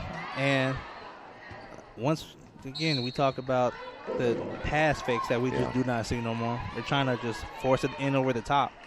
Yeah, you and I talked about that in the Franklin game where you just don't have enough top fake and pass low or, I mean, you got to really do something different with the basketball. Spears with the bucket off the inbound play. 6.5 minutes to go, and Earlham cuts the Defiance lead to 7. Now it's about getting key stops. Yeah. Stom comes off, finds the lead for the 3, and those timely threes like we talked about. Well, they just, in fact, they look like a team that is a three-point shooting team. Really, and by the way they're playing tonight, you'd be surprised at their record, as we talked about. I know records don't always show what the team's potential really is, but... Well, that's a blocking foul on Defiance. You know, a lot of times we talked about this already. It looks like the Yellow Jackets have pretty decent position, and maybe when you look at White charging in there the way she does, a little bit out of control, that you think that would maybe go Defiance's way. But there's another missed free throw. And that makes them 4 for 14. Wow. 10 missed free throws, and what do you know? You're down by 10. Yeah. Boy, even if you hit 70%, you're talking about a much closer ball game. Exactly. Earlham full court press, under 6 minutes, still down 9. Speed on the baseline finds Pickens. She will drive it, get the screen by Lee. Passes it back to Speed. Pickens on the wing. 3-point shot by Defiance number 40, Irvin, off the mark. Wiesner brings it up for the Quakers. Doesn't have anything, finds Tanette. Bounce pass to Zoe. Zoe gets it. Layup and one for the Quakers. Zoe will go to the free throw line and try to complete the 3-point play. Earlham cuts the Defiance lead 2-7 with the possibility of going to 6. Made possible. It was a low pass. Yep. Able to scoop it up off the ground, which a lot of bigs don't like doing that. First off, go down and get it. But at least she, was able to keep her composure. And bigs don't like it. They don't prefer it, but the best ones are able to still do it. Yeah, and she did. That was a great job by Zoe. Free throw good by Curtis. 6-point lead, and you have to get a defensive stop. This is a key moment to get a stop. Well, if I'm Defiance, here's the other thing about it is the attack. Missed shot by Rogers. Rebounded by Speed for Defiance, but she misses the shot and then fouls. Yeah, I was about ready to say the one thing about Defiance now, you're not a basketball team that's used to winning a lot of games and winning close games. So I'm going to be curious to see how they're going to react in the last 5 minutes. Do you go conservative? Or are you just trying to hold on? I mean, what's going to be their philosophy here late? If I'm Defiance, I'm going to continue to do what's been working for me all game. There's no need to play conservative because you're only up 6 with still 5 minutes to go. Still a ton of time. And I'm still, attacking as much as possible when I get the opportunity. And maybe not do one-shot passes unless they're wide open, but we're going to continue to do what got us here. And we have a timeout by Defiance. We got another media timeout. And on the Wesley Baseball Management Scoreboard, we will be right back. Some people are born lucky. Other people take luck into their own hands, avoid stepping on sidewalk cracks, and wouldn't dare walk under a ladder. But whether you're born with luck or make your own, when it comes to your insurance coverage, luck should have nothing to do with it. So talk to Indiana Farm Bureau Insurance today or visit them online at infarmbureau.com to purchase an auto policy. Indiana Farm Bureau Insurance. Stop knocking on wood. Questions about your coverage in Wayne County? Call 765-962-9548 and ask for me, Kevin Shearer. Since 1994, Beach Automotive has provided motorists in the Richmond area with comprehensive auto repair services that include car and truck care, alignment, brakes, tires, engine, transmission, and more. You'll be hard-pressed to find the same level of expertise that our auto mechanic specialists provide. For a high-performing vehicle, trust Beach Automotive. To learn more, call 765-966-8181. Beach Automotive, 110 East Main Street, Richmond. Welcome back, Earlham Women's College Basketball at the Athletic Wellness Center. Earlham has the ball on the baseline, down by 6 with just under 5 minutes to go, 17 seconds on the shot clock. Kendall Spears drives, finds Tanette. She comes off looking for Curtis, but good defense by Rogers. 7 seconds to go on the shot clock. White dribbles it back to the top, 5 seconds. And gets the shot off, but off the mark. And Rogers brings it up for Defiance. And she takes a wild shot, but gets bailed out by a foul. Foul will go on Spears. Rogers will go to the free throw line for 2 shots. Yeah, I like Rogers' defense at this end because she was fronting Zoe. Yes. So if they were going to get the pass in, they were going to have to make that arcing pass. And Earlham hasn't done that very well at times. She did a very good job fronting Zoe on the defensive post. What I didn't like is you get down to 7 seconds on the shot clock and you see White dribble it up to the top, and it looks like there just wasn't no sense of urgency right there. And again, another tough shot by Earlham. Rogers hits the first free throw. Defiance goes back up by 7. 4.5 minutes left in the game.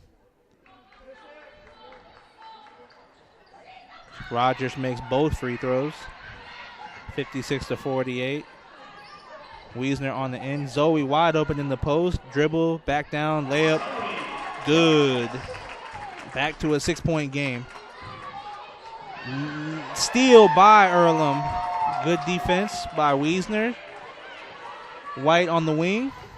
Spears at the top. Go right back to Zoe. Good pass. And good layup, just like we talked about. Yep.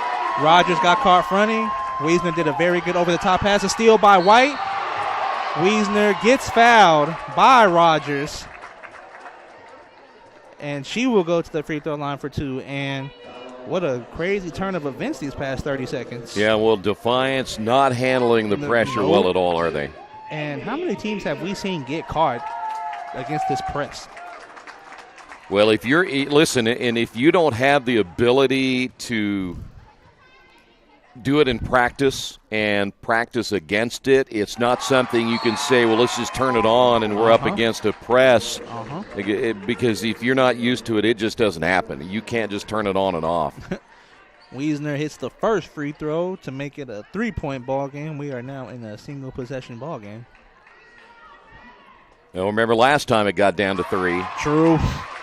But hey, we're at 2 now. We ain't seen that before. That's right. Now, this is one of those key moments that Earlham can't allow offensive rebound or a wide open shot.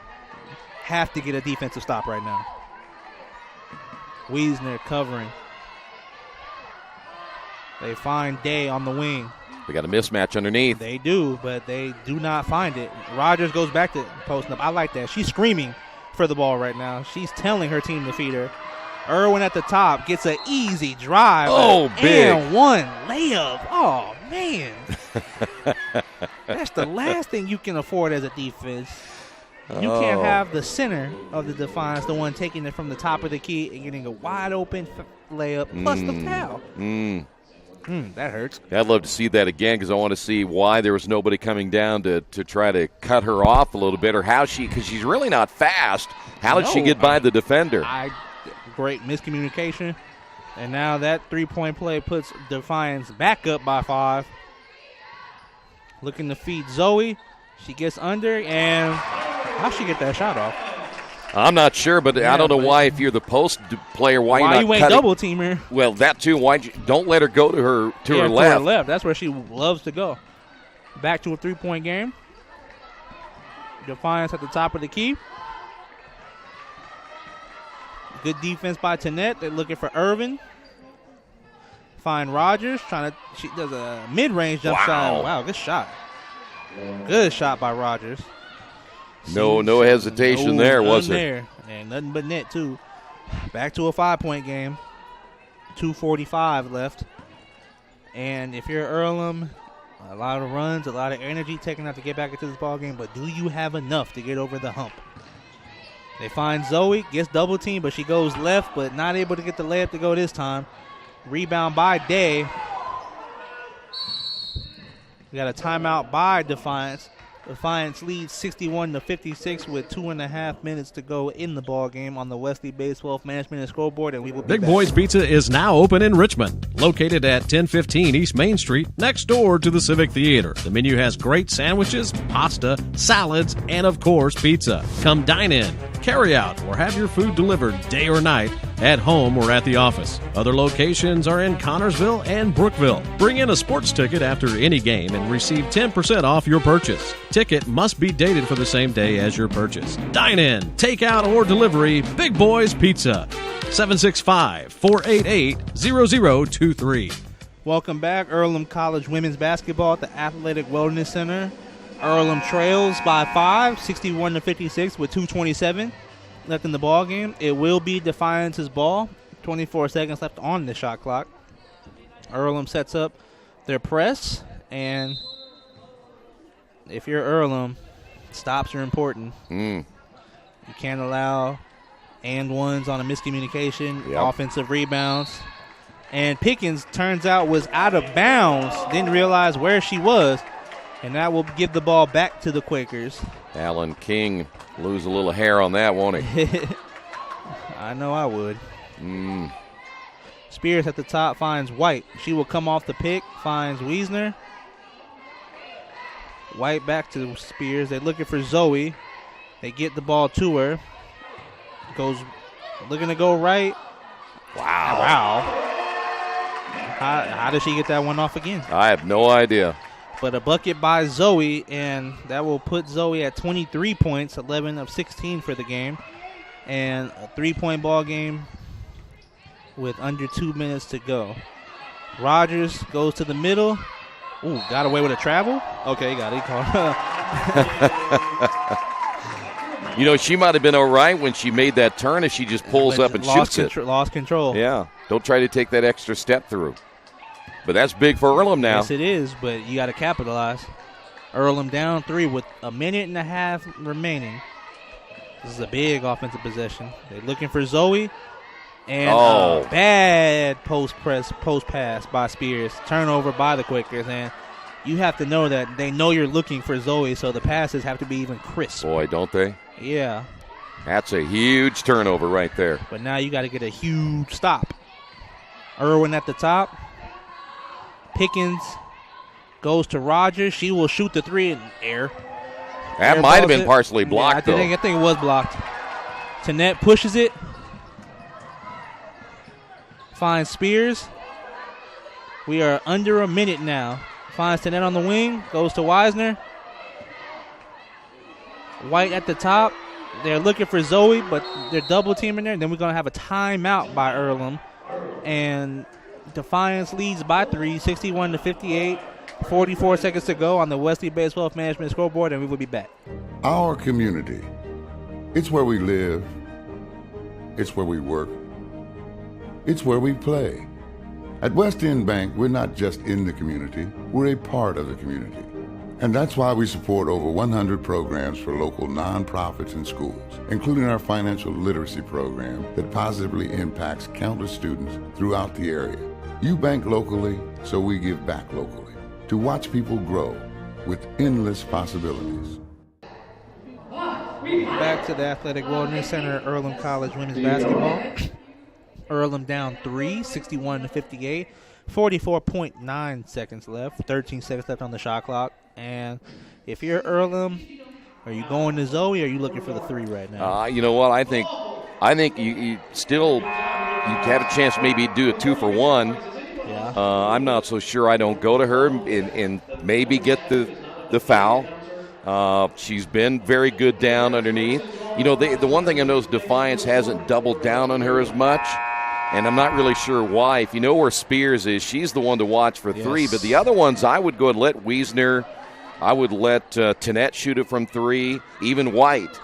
So I would double down with those 3 and make sure that Spears wasn't left alone. Well, if I'm Earlham, I'm expecting a double team. If we they go to Spears for 3. Oh, my. And another 3-pointer by Spears. She has got the clutch gene. A timeout by Defiance, 61-61 with 40 seconds to go in the ball game on the Wesley Best Wealth Management scoreboard, and we will be back. Kate's Cages is the #1 indoor training facility for baseball and softball in Richmond by far. With top-flight instructors, you will learn how to play the game the right way. Everything from pitching, hitting, catching, and fielding. Kate's Cages will also have the opportunity to participate in triple play fall ball, the softball academy, individual and team camps, and individual private workouts. Kate's Cages Baseball and Softball Indoor Training Facility, 1366 Rose City Boulevard. Call 993-2353 for more information. Earlham College women's basketball at the Athletic Wellness Center. We just saw the clutch 3-pointer by number 15, Kendall Spears. We have 42 seconds left. Defiance will have the ball. 30 seconds on the shot clock. Earlham has all the defensive possessions. You know what? Forget them. This is the biggest defensive possessions that you need, and maybe the biggest defensive possession of the season for both teams. And you've got 3 fouls to give, too. So Tanette, Garden, Pickens at the top.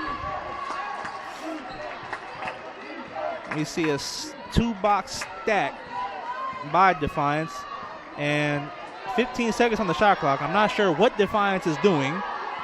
They're down to 10, and Pickens has yet to move. That's looking travel. Looking for Rogers. They find Irwin. Tipped by Zoe. Steal. And then a shot clock violation. Yep. Okay. Great defensive possession by the Quakers. We will have a timeout by Earlham. 9.8 seconds left in the ball game. Tie ball game on the Wesley Base Wealth Management scoreboard, and we will be back. At First Bank Richmond, we provide you with an excellent banking experience. Whether it's personal checking, savings, mortgage loans, consumer loans, retail lending, or trust and investments, you can count on First Bank Richmond. First Bank Richmond has been serving the Richmond area since 1887. For more information, give them a call at 962-2581 or go to their website at firstbankrichmond.com. Welcome back to the Athletic Wellness Center, Earlham College women's basketball. We have a tie game, 61-61, 9.8 seconds left. Earlham's basketball, and we will see if we have another hero in this game. I always, at this point, I take it to the basket. Yes. Unless Spears wants to shoot it. If she gets that look, might as well. Pass to Bowling. Defender falls. She gets fouled. Ooh, nearly has an and-one. Ooh. And Defiance is in foul trouble. So Bowling will go to the free throw line for 2 free throws. 7 seconds to go. And you know what? You've missed 9 free throws today, but you can erase all of that with these 2 free throws right here. Yeah, you better not. Of course, now think about you got a little bit of pressure on you, but again, you get 2 shots. And the crowd don't realize you got to be quiet. Boom. There you go. Hits the first free throw. Earlham up by 1. And Defiance coach getting ready for a timeout if she hits this one. Now, Wiesner, a little better defender, so that's why she has come in for Spears. But if Bowling misses, Earlham has to get back. Makes both of them. Timeout by Defiance. And 63-61, 7 seconds left, and we will keep it here for this timeout. Let's go to remind you again, when you're visiting the Richmond area, there's one clear choice. When you're looking for a good place to stay, that's the Best Western Classic. At the Best Western Classic of Richmond, you get the most amenities available, including indoor pool, fitness center, conference space, free buffet breakfast, free Wi-Fi, and, of course, a clean, quiet, comfortable room. Best Western Classic of Richmond, 533 West Eaton Pike. All right, you've missed all those free throws earlier, but they got the 2 they needed. Now the question is, again, the way the college game is set up now, you don't have to go full court on this on the timeout. You get it at the timeline. So what do you want to do offensively here? If you're offensively, I mean, you've been hitting the 3 ball so well. If you have it, I take it, but I would look for my senior leader, Rogers, who leads my team in scoring, not a bad field goal percentage. I wouldn't do what we did last time on the offensive possession. That is what I wouldn't do. I would expect a mid-range shot or try to post up Irvin. But you know what? Defiance doesn't have nothing to lose. Might as well. They might try to win. Yeah, go for the win on the road. Might as well. 7 seconds to go. Earlham up by 2. They find Rogers. She will drive. That's a carry. Yeah, that is. Oh! And I think she just got bailed out right there. Anytime that ball comes off the hip, you can call a travel or a carry because that ball got stuck on her hip. It did, but they missed that. White thought she had the block, but Rogers gets fouled, and now the crowd gets loud for these free throws. We have 1 second left.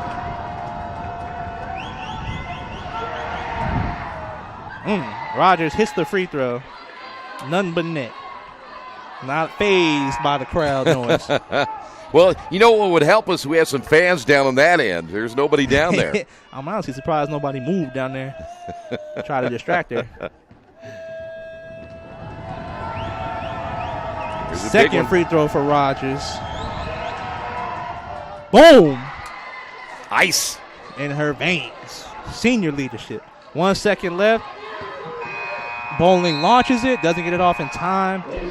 We have a tie ball game, 63-63, and this game became entertaining a few minutes ago with all the back and forth. Might not get 5 more minutes of extra action.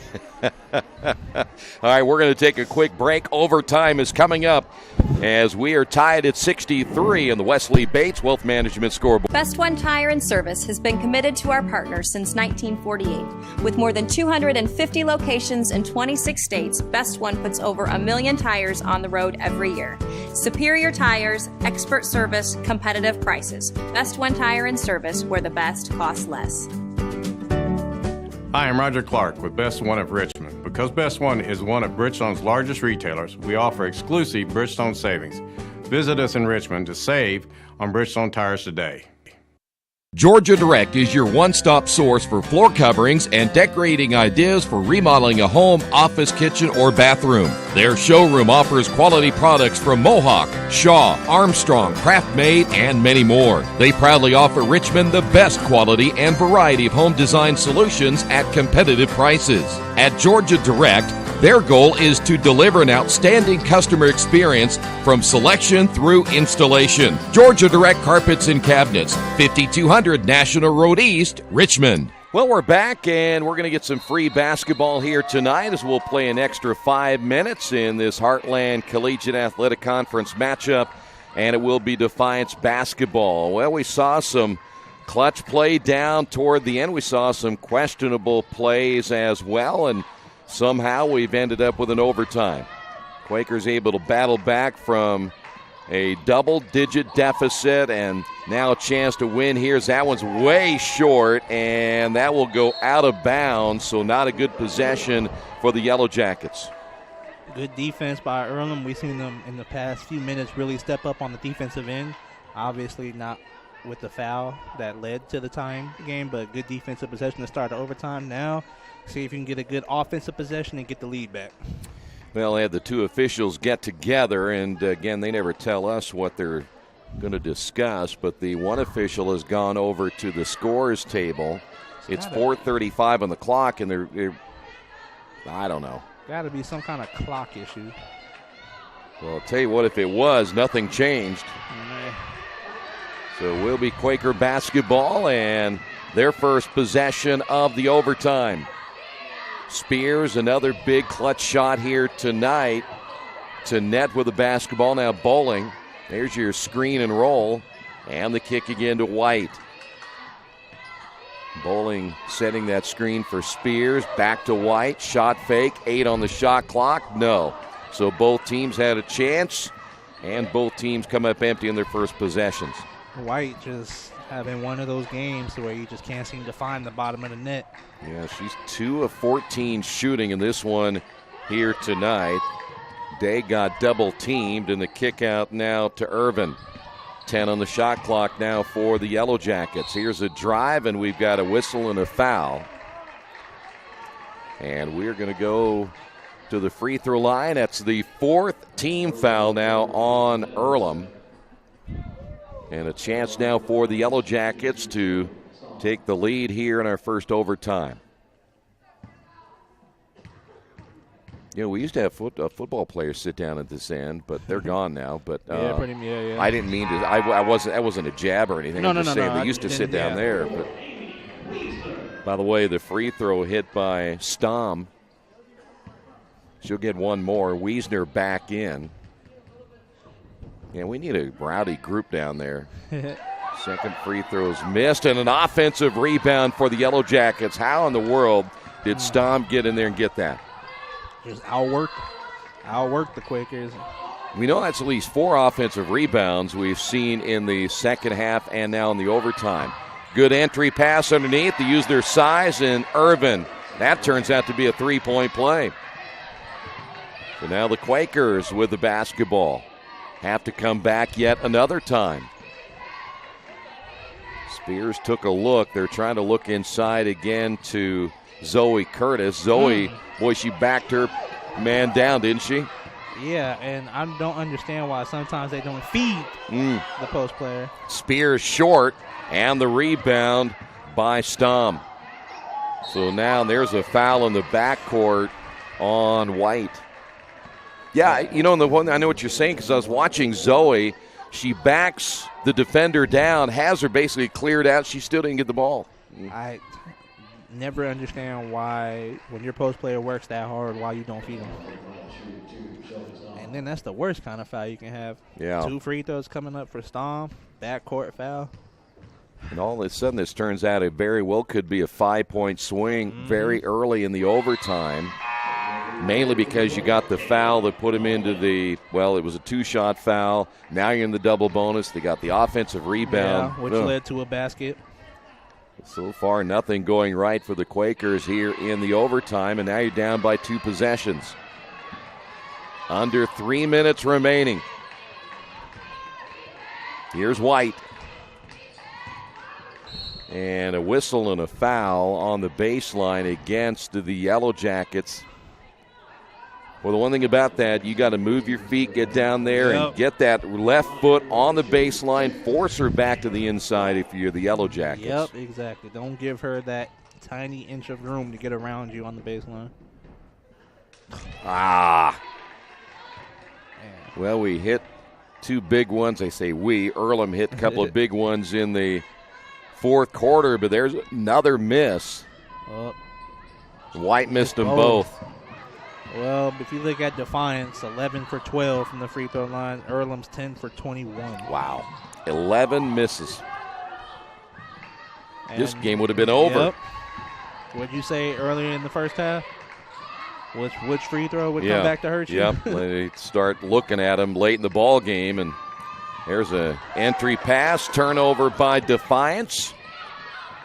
Coming up on 2 minutes now as White turns it over. Big turnover for the Quakers. Numbers back the other way for the Yellow Jackets, and a missed layup there by Stom. Oh, those are ones you have to hit. Wow. So now Earlham. And what I'm not understanding is, one, I don't think Zoe has touched the ball this overtime. Two, after doing all of that work to come back and to fight to get back into the ball game and force overtime, why they came out flat? Yeah. Like, you would think they'd come out with all that energy, like, as bad as we played, we forced overtime, now we can go get this thing. And it came out just like how they started the game. Yeah, really everything going your way, all the momentum. That shot's no good by Rogers. Quakers still, though, only down 1 possession right here. Ooh, good pass. Basket good and a foul. No. Cramp. Looks like she caught a cramp. Yeah, that is Zoe that went down, Zoe Curtis. But now a chance to tie the ball game. Looks like she caught a cramp. Think about it. She's played 37 minutes. It's a lot of minutes. Yeah, look at White's 43 now. You know, one thing about it, though, you all of a sudden you find yourself down by 5. You're thinking, oh, no, and all of a sudden now you're back, chance to tie. That's how this game has been rolling. And hit a free throw. It seems like Earlham plays their best basketball when they're losing. I don't know about you, but I'd like to be it the other way. Exactly. Well, maybe some players thrive on that type of pressure a little bit more, but I think I'd like a couple of blowouts maybe. Yellow Jackets basketball, and they almost threw it away. 1 minute remaining. And the ball knocked out of bounds. A little reach that time by Spears, and I don't think that Haynes was thinking, hey, wait a minute, she reached in and fouled me. Actually, that may have been Stom who was on the drive, number 12, not number 15, as Wiesner's back in. Get a little better defender here as Wiesner replacing Spears. That ball, oh my. Yeah. And there's a foul call, and I don't believe that was a foul. So Zoe picks up the foul, 58.7 seconds, and we'll go to the free throw line, Sam Irvin. That looked pretty clean. But it looked a little clean. Made it, got her. But the referees sometimes be inconsistent. And it is a game of angles. His angle might have been better than ours. Probably. And there's 3 of them, just 2 of us. I'll take 6 eyes opposed to 2 because I can't see very well anyway. Misses the free throw. You know what? It only seemed like we'll be in a double overtime. Our clock here ended up going off, so let's reset this. Feeder. Here is bowling down the lane. The runner no good. The ball goes out of bounds. We're going to reset this clock again at 40 just to make sure that stay a little bit accurate right here. So it's actually at 39.9. And the Quakers will have the basketball. White will inbound. Oh, boy. Man, that was close. Nearly threw that out of bounds. Quakers able to get a fresh 30. That's Zoe posting up. Boy, how you not feeding the ball? I don't know. Irvin stayed behind her, and there's a block shot. Defiance. Foul.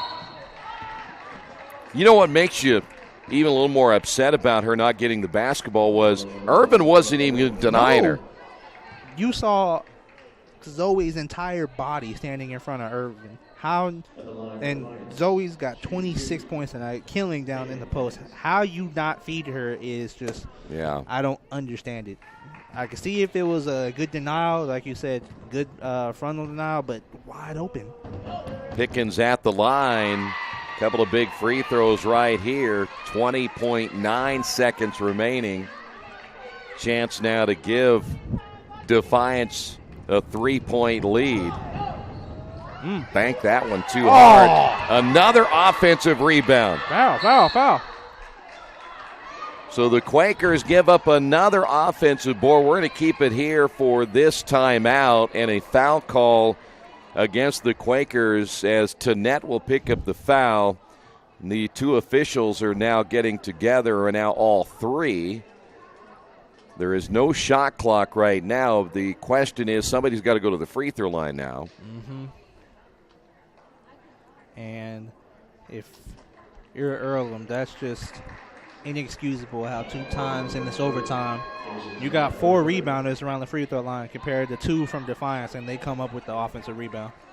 You know, I don't know. Again, I don't think she missed it on purpose, but No. Pickens, kind of a line drive shot. Now, I know it might have taken a different angle off there, but like you said, you have 4 rebounders down there. Yeah, and 2 times this overtime you've been out-hustled. There's another big miss on the other side. Okay. Now, So one more. still in this game, but even if she hits it, still got a chance. Off. Missed it. And the ball will go out of bounds, and it's going to be Defiance basketball. Why? I don't think she needed to touch that. Yeah, that may have been clearly off of Defiance, a Defiance player. But for some reason, Bowling got a hand on it, and now... I mean, if you're Earlham, 3 out of the last 4 free throws by Defiance were missed. Yeah. And all you had to do was get the ball. So a quick foul again on Bowling. There's 13 seconds remaining. And you got the last player you want at the free throw line for Earlham. Yeah, Rogers will... And she's 4 for 4 today. Rogers, a senior. Big win here for Defiance if they pull out the victory and can't get the roll there. Yeah, but it seems like it ain't the missed free throws that's hurting Earlham. They can't get the offensive rebound. By the way, Newhart in for the some Quakers. size down there. Yeah, get an extra But, I rebounder. mean, before Rogers at the free throw line, you get 3 out of the last 4 free throws missed. And all you have to do is just secure a rebound. And I haven't done that.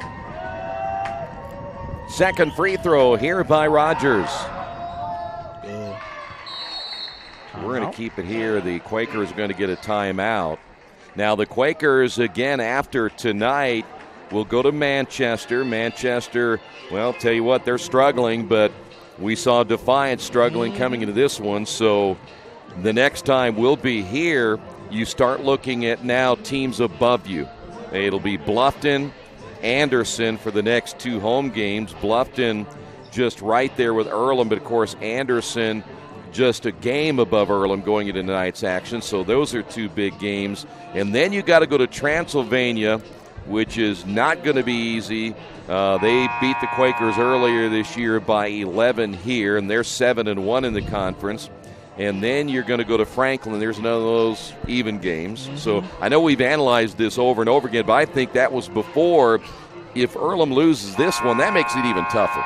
Yes, and as we stated in pregame on how close all these teams are in their own sections, each loss is just crucial in the standings, but teams only separated by 1 or 2 games. Spears wide open. 3-pointers on the way. Short. Nope. Rebound, Yellow Jackets, and they will be fouled. Or unless they got a timeout. They did. But, I mean, if you're Spears, you got the look that you wanted. She's wide open. Just couldn't knock it down this time. So a timeout called by Coach King. This would be a huge win for the Yellow Jackets. Earlham has beaten the Yellow Jackets in the last 2 meetings.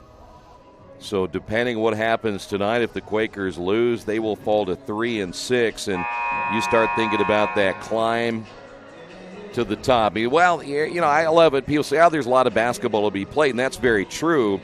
But you got a lot of basketball to be played against the top teams in your conference too. Exactly. So. And again, defending home court. Yep. And we talked about that even last time. Against teams you should be beating at home, these are the ones you can't lose. And to think, it took a late 3-point shot by Spears to beat Franklin. Because a play or two gone wrong in that game, you lose that game as well. That's exactly right. So now Defiance will inbound. Quakers will foul immediately. And if you're Rogers, you put both of these in.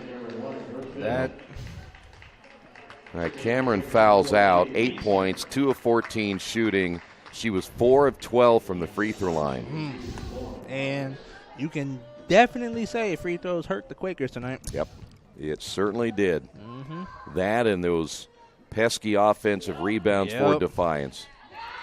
Well, that's going to seal it right there. That's a 2-possession game now. Quakers, not much you can do right here, and Shauna Watson can just kind of watch, looking back and thinking about what could have been tonight. Yep. But now their focus will have to be on the next game. Yep. Oh, the inbound, and it finally is picked up at midcourt. Bowling drives, and it goes out of bounds. We'll stay here with 5 remaining. It's a tough loss. Very no tough doubt. loss. And that's a loss that's going to sting at you for a while because you didn't play great. You waited so long to get the game going, and then you still had then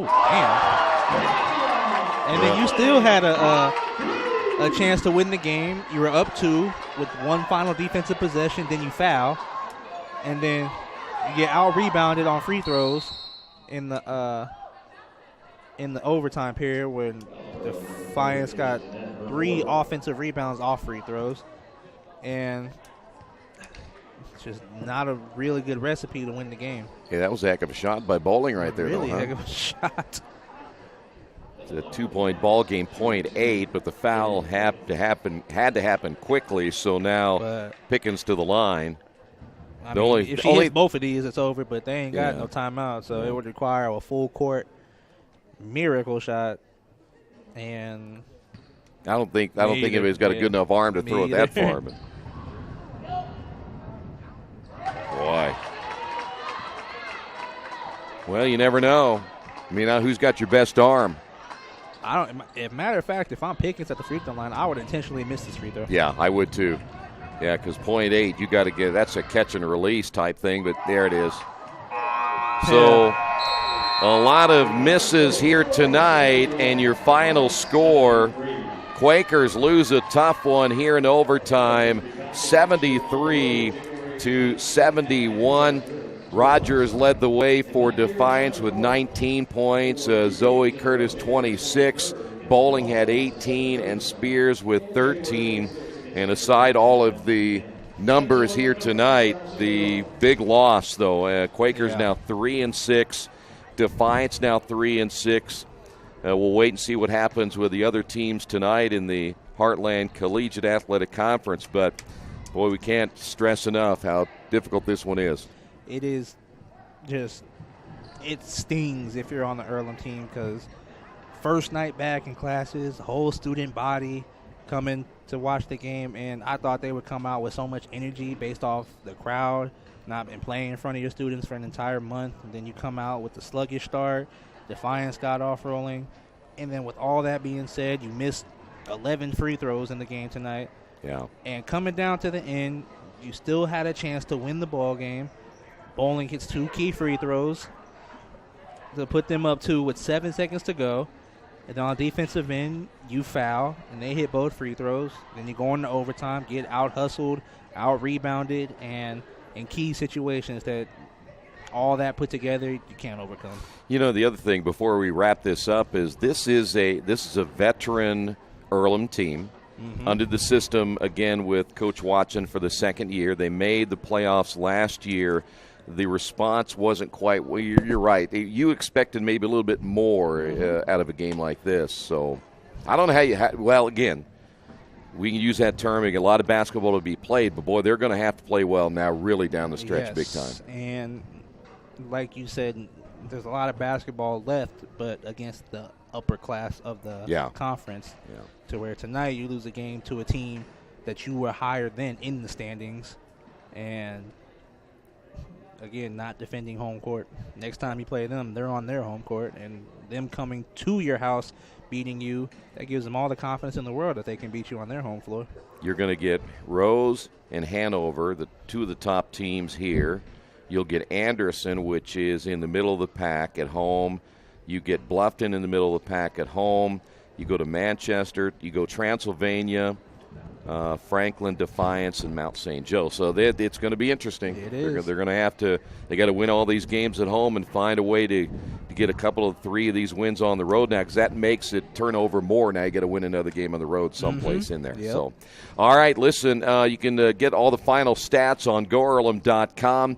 Maybe the two big ones again: the missed free throws tonight, 11 of 22 for the Quakers. You even forced Defiance into 23 turnovers. And still unable to win here tonight. But, again, to give Defiance credit, because they shot the ball really well from three-point range. Yes. We did not expect that at all. No. By the way, Defiance also averaging just what do you say, 55 points per game? They scored 73 tonight, so you got to defend. All right, thanks for being with us. Again, your final score, Defiance beats Earlham 73-71. We'll be back on the air. Our next home contest will be January 23rd. Bluffton will be in town. That is a 7:30 tip-off time. We'll have it for you right here on Radio Troy Digital Sports.